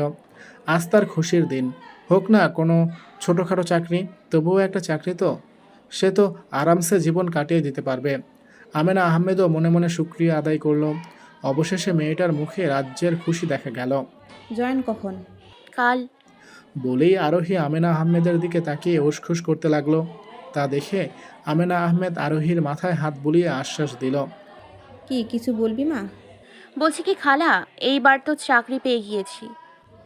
তো সেটা দিয়েই তো আমি জীবন কাটিয়ে দিতে পারবো। বলছি কি, যদি আরেকটা বাসায়। আরোহী মিনমিনিয়ে বলে উঠল। এসব কি বলিস? জীবন কাটিয়ে দিবি মানে কি? তোর জীবন তো এখনও পড়ে আছে। আর আরেকটা বাসা বলতে, এটা কি তোর বাসা নয়? কিন্তু কোনো কিন্তু নয়। তুই আমাকে খালা ডেকেছিস তো? মন থেকে ডাকলে এই কথা বলতি না। আরোহী কিভাবে বোঝাবে সে পাচ্ছে না। এই মানুষটা তাকে বেশি ভালোবাসে সেটা বুঝতে পারছে, কিন্তু এভাবে এমন একটা মেয়েকে নিজের ঘরে আশ্রয় দিচ্ছে। খালা, তুমি বুঝতে পারছো না, আমার আরেকটা বাসায় যাওয়া দরকার, অন্তত নিজের জন্য হলেও। তোমরা আমাকে মেয়ের মতো করেই বিনা স্বার্থে অনেক করেছো, সেজন্য আমি আজীবন ঋণী থাকো। কিন্তু তাই বলে সুযোগকে সব সময় ব্যবহার করব? আরোহীর কথায় আমেনা আহমেদ কিছু সময় নিয়ে কি যেন ভাবলেন। এরপর মাথা উঁচু করে আরোহীর দিকে তাকিয়ে বলে উঠলেন। আচ্ছা, বিকেলে গিয়ে আমরা একসাথে বাড়ি দেখে আসব, ঠিক আছে? বলেই তিনি সবজি কাটতে নিতেই আরোহী আগ বাড়িয়ে নিয়ে নিল। বিকালে আরোহী আর আমেনা আহমেদ দুইজনে গিয়ে একটা বাসা দেখে আসলো। মূলত আমেনা আহমেদ নিজেই আরোহীকে সেই বাসায় নিয়ে গিয়েছিল। বাসার মালিক আমেনা আহমেদের পরিচিত, তাই বিনা কথায় আরোহীকে বাসা ভাড়া দিয়ে দিয়েছে। কিন্তু অন্যরা আরোহী একা মেয়ে মানুষ থাকবে বলতেই সোজা মুখের উপর না করে দিয়েছিল। তাই আমেনা আহমেদ নিজের পরিচিত বাসায় নিয়ে গিয়েছিল। বাসা বলতে দুইটা ছোট্ট রুম, তা দিয়ে আরোহী ভালোভাবেই চলে যাবে। আমেনা আহমেদ 1 মাসের বাসা ভাড়া অগ্রিম দিয়ে এসেছিল। আর কিছু টুকটাক জিনিসও কিনে রেখে এসে বাসার পথে রওনা দিল। আরিয়ান আজ সারাদিন রুমের দরজা আটকে চুপচাপ বসে আছে। তার অস্থির অস্থির লাগছে। আরোহীকে পায়ে ঠেলে বড্ড বড় ভুল করে ফেলেছে সে। এই জীবনের প্রথম আরোহীর প্রতি তার সব অনুভূতি এসেছিল, কিন্তু সেই মেয়েটিকেই মায়ের কথায় দূরে সরিয়ে দিয়েছিল। কিভাবে আবার ফিরে পাবে তাকে? গভীর নিস্তব্ধ রাত, চারিদিকে নিস্তব্ধতা ঘিরে ধরেছে। আরোহী ব্যালকনিতে দাঁড়িয়ে শান্ত দৃষ্টিতে আকাশের দিকে তাকিয়ে আছে। তার এলোমেলো লম্বা চুলগুলো ক্ষণে ক্ষণে হাওয়ায় উড়ছে। কপালের উপর অবাধ্য চুলগুলো এসে লুটোপুটি খাচ্ছে। আরোহীর সরাতে ইচ্ছে করল না। পরনের শাড়ির আঁচল দমকা হাওয়ায় এলোমেলোভাবে উড়ছে। আরোহীর দৃষ্টি শান্ত। নিহালের আজ বাড়ি ফিরতে বেশ রাত হলো। অবশ্য রাত হয়েছে না সে নিজেই করেছে। তার ডিউটি অনেক আগেই শেষ হয়ে যায়। মাঝে মাঝেই দেরি হয়, কিন্তু সে প্রতিদিনই মা বাবাকে বুঝ দেয় যে ডিউটি ছিল। মূলত সে রাস্তার ধারের ব্রিজে দাঁড়িয়ে থাকে, আকাশের দিকে তাকিয়ে রয়। সেই ব্রিজটা মিথিলার প্রিয় ছিল। মাঝে মাঝে গভীর রাতে সে বায়না ধরতো যেন তাকে ওই ব্রিজের ধারে নিয়ে যায়, আর তারা দুজন একাকী সময় সে ব্রিজে কাটাতে পারে। মিথিলা কান পেতে শান্ত নদীর পানির কুলকুল শব্দ উপভোগ করত, সাথে জোর করে নিহানকেও শোনাতো, কিন্তু নিহানের কোনো কালেই পছন্দ ছিল না। মিথিলা চলে যাওয়ার পর নিহানও মন দিয়ে শুনে, কোনো কালেই এই জায়গাটা তার পছন্দ ছিল না, কিন্তু মিথিলা চলে যাওয়ার পর সে এই জায়গায় মায়ায় গভীরভাবে জড়িয়ে পড়েছে। বাসার কাছে এসে নিহানের গাড়ি থামতেই সে গাড়ি থেকে নেমে পড়ল। বাসার দিকে পা বাড়াতে নিতেই উপরের ব্যালকনিতে দাঁড়িয়ে থাকা অন্য মনস্ক আরোহীর দিকে চোখ পড়ল। নিহান নিজেই ভাবনায় মশগুল হলো। এত রাত জাগে মেয়েটা? সে মলিন শ্বাস ফেলল। এই পৃথিবীতে এক একজনের কষ্টের প্রকাশ এক এক রকম। নিহান এক পলক আরোহীর দিকে তাকিয়ে দৃষ্টি সরিয়ে বাসায় যাওয়ার উদ্দেশ্যে পা বাড়ালো। আরোহীর নতুন বাসাতে উঠল আজ, বেশ কয়েকদিন হলো। বাসায় ওঠার প্রথম দিনই আশ্রমে গিয়ে খোঁজ নিল। খালা অসুস্থ ছিল বিধায় এখন আর আগের মতো দায়িত্ব পালন করতে পারত না। তবুও নিজের অসুস্থতা লুকিয়ে বাচ্চাগুলোর দায়িত্ব পালন করার যথাসম্ভব চেষ্টা করত। আরোহী সেদিন প্রথম দেখাতেই বুঝে গিয়েছিল যে খালা ভালো নেই, উনি অসুস্থ। আরোহী জিজ্ঞেস করাতে খালা ব্যাপারটা লুকাতে চেয়েছিল, কিন্তু পারল না। আরোহী খালাকে নিজের সাথে নিয়ে আসতে চাইলে তিনি বাচ্চাগুলোকে কে দেখবে বলে আপত্তি জানালো। সে ওই আশ্রমের 18-18 পর বেরিয়ে যাওয়া একটা মেয়েকেই রেখে দিল বাচ্চাগুলোর দেখাশোনার জন্য। আরোহী মেয়েটির মধ্যে নিজেরই প্রতিচ্ছবি দেখতে পেয়েছিল। যখন আরোহীর 18 পর আশ্রমে থাকার দিন শেষ হয়েছিল, তখন সে আশ্রম থেকে বেরিয়ে দিশেহারা হয়ে পড়েছিল যে কোথায় যাবে, কি করবে। ঠিক সে সময় একজন তার পাশে দাঁড়াতেই সে যাচাই বাছাই না করে সুযোগটা লুফে নিয়েছিল। কিন্তু এই মেয়েটা কই যাবে? আরোহী মেয়েটির দিকে তাকিয়ে আশ্বস্ত ভরা কণ্ঠে তাকিয়ে হাসল, কারণ মেয়েটিও বাইরের দুনিয়ার সাথে পরিচিত না। এই শহরে চাকরির জন্য অনেক দৌড়াতে হয়। মেয়েটি আরোহীর কথায় এক বাক্যতে রাজি হয়ে গিয়েছিল। আরোহী নিজেও ছুটির দিনে খালাকে সাথে নিয়ে বাচ্চাগুলোর সাথে সময় কাটায়। কেটে গেল আরও কয়েকদিন। আশ্রমের খালা এখন আরোহীর সাথেই থাকে। আরোহী দিনটা চাকরি করেই কাটিয়ে দেয়। সব মিলিয়ে ভালোই যাচ্ছে দিন, কিন্তু সারাদিনের ব্যস্ততা শেষে রাত হলেই কোথাও যেন কাটার মতো বিধে। এর মাঝে ওই দিনের পর আমেনা আহমেদ আর আসেনি বা খোঁজ নেয়নি, হয়তো অনুশোচনায় দগ্ধ হচ্ছে। আরোহী বাসায় ওঠার পর প্রায় দিন আমেনা আহমেদ রুহানকে সাথে নিয়ে আসতো। মাঝে মাঝে আরোহীর সাথে দেখা হতো, আবার মাঝে মাঝে হতো না। সেদিন এক সপ্তাহের মাথায় আমেনা আহমেদ আরোহীকে যেতে বললেন। মিথিলার মৃত্যুবার্ষিকী ছিল আর রুহানের জন্মবার্ষিকী। আরোহী বিনা বাধায় গেল। নিহানও ঘরেই ছিল। আরোহীকে দেখে নিহানের ভাবমূর্তি পরিবর্তন হলো। সে হয়তো আরোহীকে আশা করেনি। আরোহীর হুট করে সবাইকে অন্যরকম মনে হলো। আমেনা আহমেদ কিছু বলার আগেই নিহান আরোহীকে ডেকে নিয়ে গেল। এতদিনে এই প্রথম নিহানের রুমে, তাও বা সে নিজেই ডেকে এনেছে। আরোহীর কিছুই বোধগম্য হলো না। তার ভাবনার মাঝে নিহান বলে উঠল, আমি সোজাসাপটা কথা বলি, আপনাকে ডেকে আনার কারণও হচ্ছে এটা। আরোহী চুপচাপ দাঁড়িয়ে রইল। সে বুঝে উঠতে পারল না যে কি বলবে। হঠাৎ এমন আচরণ সবার। জি বলুন। আরোহীর সম্মতি পেয়ে নিহান আরোহীর দিকে শান্ত দৃষ্টিতে তাকালো। মা বাবা চাচ্ছেন আমি যেন আপনাকে বিয়ে করি, অন্তত রুহানের জন্য হলেও। আরোহী চমকে নিহানের দিকে তাকালো। সবার এতক্ষণ অন্যরকম আচরণের মানে বুঝে উঠতে পারল সে। আরোহী কিছু না বলে চুপচাপ রুম থেকে বেরিয়ে গেল। আসার পথে ড্রয়িং রুমে কাউকে দেখেনি বিধায় আর কাউকে বলে আসেনি, সোজা বেরিয়ে গেল। রাতে খালা অনেকবার করে আরোহীর কাছ থেকে জিজ্ঞেস করার চেষ্টা করেছে যে কি হয়েছে। এত খুশি হয়ে গিয়েছিল, কিন্তু দুপুরের আগেই হুট করে চলে এসেছে। এসে কথাও বলছে না। আর উপায় না পেয়ে তিনি আড়ালে গিয়ে আমেনা আহমেদের কাছে কল লাগালেন। মাঝে মাঝে আমেনা আহমেদ আরোহীকে দেখতে আসতো। তখন আরোহী চাকরিতে থাকতো বিধায় বাকি সময় আমেনা আহমেদ আরোহী আসার অপেক্ষা করতেন। এই সময়টাতে আমেনা আহমেদের সাথে তার গল্পগুজব করে কাটাতো বলে আমেনা আহমেদের সাথে তারও একটা ভীষণ ভালো সম্পর্ক হয়ে গিয়েছিল। কিছু সময় পর খালা আবারও এলো। আরোহী খালার অস্তিত্ব বুঝে পেছনে ফিরল। তুমি খেয়ে ওষুধ খেয়ে নাও খালা। ইদানিং খালার শরীরটা ভালো যাচ্ছে না। এই 1 মাস চাকরির টাকা আর কয়েকদিন গড়ালেই দিবে। আরও কয়েকদিন অপেক্ষা করতে হবে। এই 1 মাস আমেনা আহমেদই সব টুকটাক নিয়ে এসেছে, তা দিয়েই আরোহীরা ভালো মতো চলে যাচ্ছে। এই মানুষটা না থাকলে এই 1 মাস কিভাবে চলতো আরোহী ভেবে পায় না। আরোহী ভাবনায় ডুবে গেল। কারো আলতো পরশে পেছনে ফিরে দেখলো খালা তার একদম কাছে দাঁড়িয়ে। কিছু বলবে খালা? ওষুধ খেয়ে নিও। আমার একটা আবদার রাখবি আরু? খালার কণ্ঠস্বর মলিন শোনালো। আরোহী খালার দিকে পূর্ণ দৃষ্টিতে তাকালো। মানুষটাকে এখন আর আগের মতো হাসি খুশি দেখায় না। সেদিন আরোহী জোর করে ডাক্তারের কাছে পাঠিয়েছিল। আরোহী নিজেও যেতে চেয়েছিল, কিন্তু খালা একাই চলে গিয়েছিল, আর আরোহী চাকরিতে। সেদিনের পর থেকে খালার মুখ থেকে হাসি সরে গিয়েছিল। আরোহী বুঝে উঠতে পায় না, হুট করে মানুষটাকে ভীষণ অসুস্থ মনে হয়। মাথায় আবারও কারো স্পর্শে আরোহী ভাবনা থেকে বেরিয়ে এলো। সে তাকিয়ে দেখলো খালা তার দিকে তাকিয়ে আছে। ইদানিং কথায় কথায় বেশি অন্যমনস্ক হয়ে পড়ছে আরোহী। সে হেসে খালার উদ্দেশ্যে বলে উঠল, তুমি এভাবে বলছো কেন খালা? অবশ্যই রাখবো, তুমি বলো। তুই বিয়েটা করে নে মা। আরোহী শান্ত রইল, প্রত্যুত্তরে কোনো জবাব দিল না। তোর জীবন এখনো পড়ে রয়েছে মা। আমি আর কয়েকদিন বা বাঁচব। মানুষের সুখের জন্য হলেও একটা নিজের মানুষ থাকা দরকার, যাকে দিন শেষে সব কিছু বলা যায়। একদিন হয়তো আফসোস করবি। এই যে তুই রাতে এভাবে থাকিস, সেটা আমার ভালো লাগে না রে। যদি আমি না থাকি তুই আরও একা হয়ে পড়বি। আর আমেনা মানুষটা ভালো, যা শুনেছি। নিহাল ছেলেটাও ভালো। নিহালের সাথে সাথে তোর একটা সুন্দর জীবন পাবি। তুই একটা পরিপূর্ণ পরিবার পাবি। আফসোস রইবে না আর। হয়তো তোর এই দুঃখগুলো ওই পরিবারে গিয়ে সুখে হয়ে পূর্ণ পাবে। আমি চাই তুই একটা সুন্দর ভবিষ্যৎ পাস।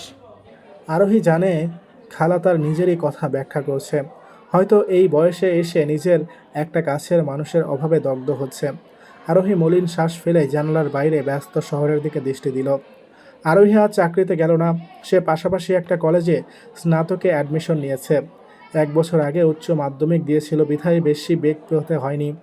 কলেজ থেকে বের হতেই আকাশ কালো মেঘে ঢেকে গেল। সে দ্রুত পায়ে রাস্তার দিকে গাড়ির উদ্দেশ্যে এগিয়ে যেতেই ঝুপঝুপ করে বৃষ্টি নামলো। সে দ্রুত দৌড়ে যাত্রী ছাউনির দিকে এগিয়ে যেতে নিতেই প্রায় ভিজে গেল। পরনের সাদা রঙের কুর্তিটা ভিজে অবস্থা কাহিল। চুলগুলো থেকে টপ টপ পানি পড়ছে। কোনো গাড়িও দাঁড়াচ্ছে না। চারিদিকে আস্তে আস্তে আরও অন্ধকার ঘনিয়ে আসতেই আরোহী ওড়না দিয়ে নিজেকে যথাসম্ভব আবৃত করে নিল। ঠান্ডা লাগছে বড্ড। উঠে আসুন। কারো চেনা কণ্ঠস্বর শুনতেই আরোহী সামনের দিকে তাকিয়ে দেখতে পেল রাস্তার বিপরীত পাশে নিহান গাড়ি থেকে ছাতা নিয়ে বের হচ্ছে। নিহানকে এই মুহূর্তে মোটেও আশা করেনি সে। দীর্ঘ 1 মাস পর দেখছে। নিহান আরেকবার বলতেই আরোহী গাড়ির উদ্দেশ্যে পা বাড়াতে নিতেই নিহান ইশারা দিয়ে ওখানেই দাঁড়াতে বলল। আরোহী দাঁড়িয়ে রইল। নিহান রাস্তায় এসে আশেপাশে গাড়ি আসছে কিনা দেখে ছাতা নিয়ে আরোহীর সামনে এসে দাঁড়ালো। চলুন। আরোহী এক পলক নিহানের দিকে তাকিয়ে ছাতার ভিতরে আসতেই নিহান হাঁটা ধরল। আরোহীর কানে তখন খালার কথাই বাজছে যে, নিহালের কাছ থেকে তোর একটা সুন্দর জীবন পাবি। নিহান আরোহীকে পাশের সিটে বসতে বলতেই আরোহী গাড়িতে উঠে পড়ল। নিহান আরোহীর সিটের বাইরে থেকে দরজা বন্ধ করে ঘুরে নিজের ড্রাইভিং সিটে এসে বসল। কিছুক্ষণ চুপ থেকে বলে উঠল, দুঃখিত, আসলে ওই দিনের ব্যাপারটার জন্য আমি মা বাবার দিকেই তাকিয়ে রাজি হয়েছিলাম। ওনারা আপনি না হলেও অন্য কোনো মেয়ের সাথে আমার জীবন আবদ্ধ করতে বাধ্য করতো। তাই আমি ভেবেছিলাম আপনার জীবনেও তো অনেক কষ্ট, তাই আপনার কথা বলতেই রাজি হয়েছিলাম। আর হয়তো বাইরের কোনো মেয়ে আমার রুহানের অত যত্ন করতো না, কিন্তু আপনি প্রথম থেকেই রুহানকে একদম নিজের মতো করে যত্ন করেছেন। যেদিন রাতে রুহানের জ্বর ছিল সেদিন দেখেছিলাম আপনার পাশে পানির গামলা। সেদিনই বুঝে নিয়েছিলাম যে আপনি আমার রুহানের জন্য একদম পারফেক্ট। তাই এর পরে মায়ের কথা শুনে রুহানের চিন্তা করে আর না করতে পারিনি, কিন্তু আমি ভুল করেছিলাম। সেদিনের ঘটনাটা ভুলে যান। আরোহী বাহিরের থেকে দৃষ্টি সরিয়ে নিহানের দিকে তাকিয়ে মুচকি হাসল। তাতেই নিহান পুনরায় কথাটা বলার সাহস পেয়ে গেল। আপনি কি রুহানের মা হতে পারবেন? হ্যাঁ পারবো। রুহান আমার অপূর্ণ জীবনের পূর্ণতা। মুচকি হেসে সামনের দিকে তাকিয়ে বলে উঠল আরোহী। সপ্তাহে 3 দিন আপনাকে ওই ব্রিজে নিয়ে যাব, কিন্তু বাকি 3 দিন মিথিলার মানে আমি একাই। আমি আপনাকে মিথিলা আপুকে ভুলতে বলবো না। কেউ কারোর প্রথম ভালোবাসা ভুলতে পারে না। আমিও বাধ্য করব না। আমার জন্য রুহানই যথেষ্ট। কিন্তু আপনি যখন 3 দিন আমাকে দেবেন বলছেন, তাহলে না করি কিভাবে? বলেই হাসল আরোহী। পরিশিষ্ট কেটে গেল কয়েক বছর। আরোহী রুহানকে স্কুল থেকে নিয়ে সোজা হাসপাতালে চলে এসেছে। নিহান বলেছিল আজ কোথায় জানি ঘুরতে নিয়ে যাবে, আর আরোহীকে রুহানকে নিয়ে স্কুলের গেটে দাঁড়াতে বলেছিল, কিন্তু সেই কখন থেকে দাঁড়িয়ে আছে, নিহানের আসার কোনো খবর নেই। তাই আরোহীর আর অপেক্ষা সহ্য হলো না, সে রুহানকে নিয়ে সোজা হাসপাতালে এসে পৌঁছেছে। আরোহীর কল পেয়ে নিহান তড়িঘড়ি করে ক্যাবিন ছেড়ে বেরিয়ে আসলো। দুঃখিত রোহি, দেরি হয়ে গেল। আরোহী কিছু না বলে মুখ ঘুরিয়ে নিতেই নিহানের পেছনে কেউ একজনেরকে নার্সের সাথে তর্ক করতে দেখে থমকে গেল। বাবা, রাগ করছো তুমি? নিহানের কথা শুনে রুহানও মুখ ফিরিয়ে নিতেই নিহান হেসে আরোহীর দিকে তাকাতেই আরোহীকে তার পেছনে তাকিয়ে থাকতে দেখে সেও পিছনে ফিরল। এই যে ডাক্তার। আরিয়ান অগোছালোভাবে নিহানের দিকে তাকিয়ে নার্সকে ইশারা করে বলতেই নার্স এসে বাধা দিল। দেখুন, স্যারের ডিউটি শেষ, আর আপনি টাকা না দিয়ে এখানে এত উন্নত চিকিৎসার আশা করতে পারেন না। আরিয়ান অগোছালোভাবে আশেপাশে তাকিয়ে নিহানকে হাত জোর করল। নিহান কিছু বলে ওঠার আগেই আরিয়ানের দৃষ্টি আরোহীর দিকে পড়তেই সে থমকে গেল। আরোহী রুহানকে কাছে টেনে নিল। আরু, আরিয়ানের দৃষ্টি অগোছালো। আরোহী এতক্ষণে যা বোঝার বুঝে নিয়েছে। সে নিহানের দিকে তাকিয়ে বলে উঠল, আজকে না হয় ঘুরতে না যাই, আপনি ওনার মায়ের চিকিৎসা শুরু করুন। আরোহী কথাটা বলে থামতেই আরিয়ান আরোহীর আরেকটু কাছে এগিয়ে আসলো। এসেই আরোহীর পায়ের কাছে বসে পড়ল।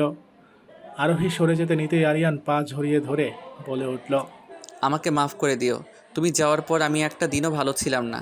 স্নেহা 1 বছর পেরোতেই আমাদের ধোকা দিয়ে বাসার সম্পদ নিয়ে চলে গিয়েছে।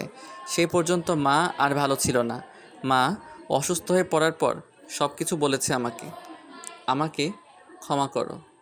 আরোহী জবাব দেওয়ার মতো ভাষা পেল না। উঠুন, আপনার মায়ের চিকিৎসা সুষ্ঠুভাবেই হবে, চিন্তা করবেন না। নিহান আরোহীর কাছ থেকে আর কিছু জিজ্ঞেস করলো না। সে আরোহীকে ভালোভাবে বাসায় যেতে বলে আরিয়ানের মায়ের চিকিৎসার উদ্দেশ্যে পা বাড়ালো। আরোহী পেছন থেকে ডেকে বলে উঠলেন, একটু ওনার মাকে দেখে আসি।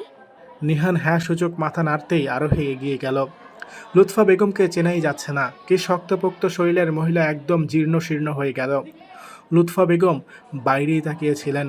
আরিয়ানের ডাক শুনে ফিরতেই আরোহীকে দেখে কাপা কাপা হাতে ইশারা করে কিছু বলতে লাগলো, কিন্তু শোনা গেল না। উনার আওয়াজ বাহিরে এলো না, শুধু এইটুকু বোঝা যাচ্ছে উনি হয়তো আরোহীর কাছ থেকে মাপ চাচ্ছেন। আমার স্বামী নিহানের হাতেই আপনার মায়ের চিকিৎসা সঁপে দিলাম। আশা করি আল্লাহ চাইলে সব ভালোই হবে। আরোহী আরিয়ানের উদ্দেশ্যে কথাগুলো বলে শেষবারের মতো এক পলক তাকিয়ে রুহানকে নিয়ে কেবিন ছেড়ে বেরিয়ে গেল। আরোহী একটা মলিন শ্বাস ফেলল। তার কাছের মতো স্বচ্ছ সংসারটাকে শেষ করে দেওয়ার আফসোস হচ্ছে লুৎফা বেগমের, কিন্তু এখন আর আফসোস করে কি লাভ? কাজ যেমন দেখতে সুন্দর পরিশুদ্ধ, তেমন ভাঙলে আর জোড়া লাগানো যায় না। লাগলেও সেটাতে স্পষ্ট একটা দাগ বসেই রয়, আর আগের মতো স্বচ্ছ হয় না। আরিয়ান পেছনে থেকেই আরোহীর দিকে তাকিয়ে আছে। আরোহীর মতো একটা মেয়েকে কাছে পেয়েও হারিয়ে তার নিজেকে সবচেয়ে পরাজিত মনে হচ্ছে। এই জীবনে আর কিছুই রইল না। বিধাতা কাউকে ছাড় দেন না। দেরি হলেও যার যার কর্মফল সে ভোগ করে, আর দুঃখের পরে সুখ আসে। আরোহীর সুখ এখন নিহান। সৃষ্টিকর্তা কাউকেই হয়তো নিরাশ করেন না, ধৈর্য ধরলেই হয়তো ফল পাওয়া যায়। আজকের গল্পটি এখানেই শেষ করছি। এই গল্পটি যদি আপনাদের ভালো লাগে তাহলে অবশ্যই লাইক করবেন এবং আপনার মূল্যবান মতামতটিও জানিয়ে দেবেন কমেন্ট করে। আর এরকম গল্প নিয়মিত শুনতে এখনই আমাদের চ্যানেলটাকে সাবস্ক্রাইব করুন। আর যদি ইতিমধ্যে আপনি সাবস্ক্রাইব করে থাকেন তাহলে আপনাকে অসংখ্য ধন্যবাদ। সবাই ভালো থাকবেন, সুস্থ থাকবেন। কথা হবে আবারও পরবর্তী গল্পে।